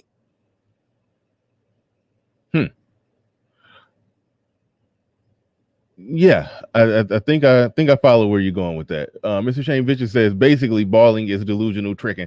Okay, see now, I see what you're trying to do. Now you're throwing salt on the hanging out party and being with women on the boat with yachts and that, like, so in your own way you're doing the same thing.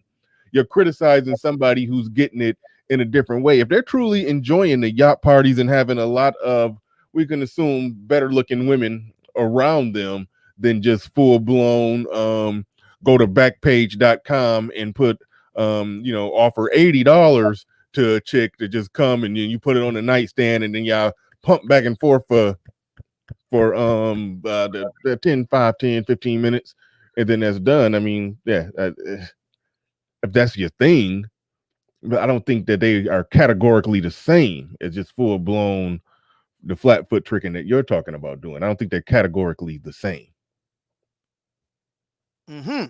So there's a gentleman in the chat room saying, Obsidian, are you still leading with your wallet always? As like Captain America's shield. Don't get mad at tall dudes who can get hot chicks without leading with their wallet. 2 words. Derek Jackson. The leading with the wallet thing, I think that gets overblown, and this kind of happened in the conversation I was having with Kuda yesterday, which is on Patreon. I recommend you check it out, become a Patreon member so you can listen to yesterday's show and today's show if you missed the whole thing, because it's going to be taken down. But at the end of the day, one thing that's worth pointing out when they say leading with your wallet, they talk about it as if you're approaching a woman like, excuse me, ma'am, I just want to let you know that I have money and I'm not afraid to spend it. Now, okay, that could be that could be some good snarky game, but either way, I don't think they make it seem like that you just turn into a complete idiot. I think the guy who has money and that money is a part of his game, I don't think that he's that stupid, like he's just walking around just flashing it, begging it to be taken. It's more so you invite a woman out on a date, that the date that you invited her out on clearly shows that you're doing better financially than the guy who invited her to Applebee's or to the coffee house. And that experience that she's having with you is what's being spent on her. And in order for her to get that experience or continue getting experiences like that, then yeah, she's going to have to deliver on her end of it. So I don't see how you're going to get taken advantage of if you're doing it the right way. Now, there are some guys who will, shout out to ARC, they will let that possibility of sex get dangled over their head, and they do a whole bunch of stupid stuff all the way to the point of putting cash in hand, if not gifts and all kind of stuff for women that they have not had sex with, and they're not even properly moving it in the direction of sex. Then you're doing something to where you're being stupid and being taken advantage of. But using your money and your resources as a way to to lure them in to get ultimately what you're looking for out there, not a bad game to play. And if that's the card that you have to play, if that's your biggest card that you have to play, then by all means you should play that card, but play it to your advantage, not to your disadvantage. I agree with that. I agree 100%. You know, if you got a trick, go big or go home. But see, I wasn't defining it as tricking though. That's something different. But see, all right, I'm pushing back against the labels and the concepts. But anyway, I'll let it ride for now. I'll let it ride for now. See, Mr. Shane Fisher just said what I described right there is simping. It's not simping if you're getting something out of it. So you can be an overgrown simp and trick, and that's not simping. You're just an overgrown simp who just happens to be tricking. But then it's not really tricking because, like our good friend AC said, it's really balling. So you can be an overgrown simp and be balling and not tricking. Yeah, you can't call Derek Jackson an overgrown simp. You got to call him an overgrown baller. We can't call him an overgrown trick because according to our good friend AC, is not tricking, is balling. So you're right. We have to call him. He went from an overgrown simp. That's just like the notorious B.I.G. went from ashy to classy. Derek Jackson went from an overgrown simp to an overgrown baller.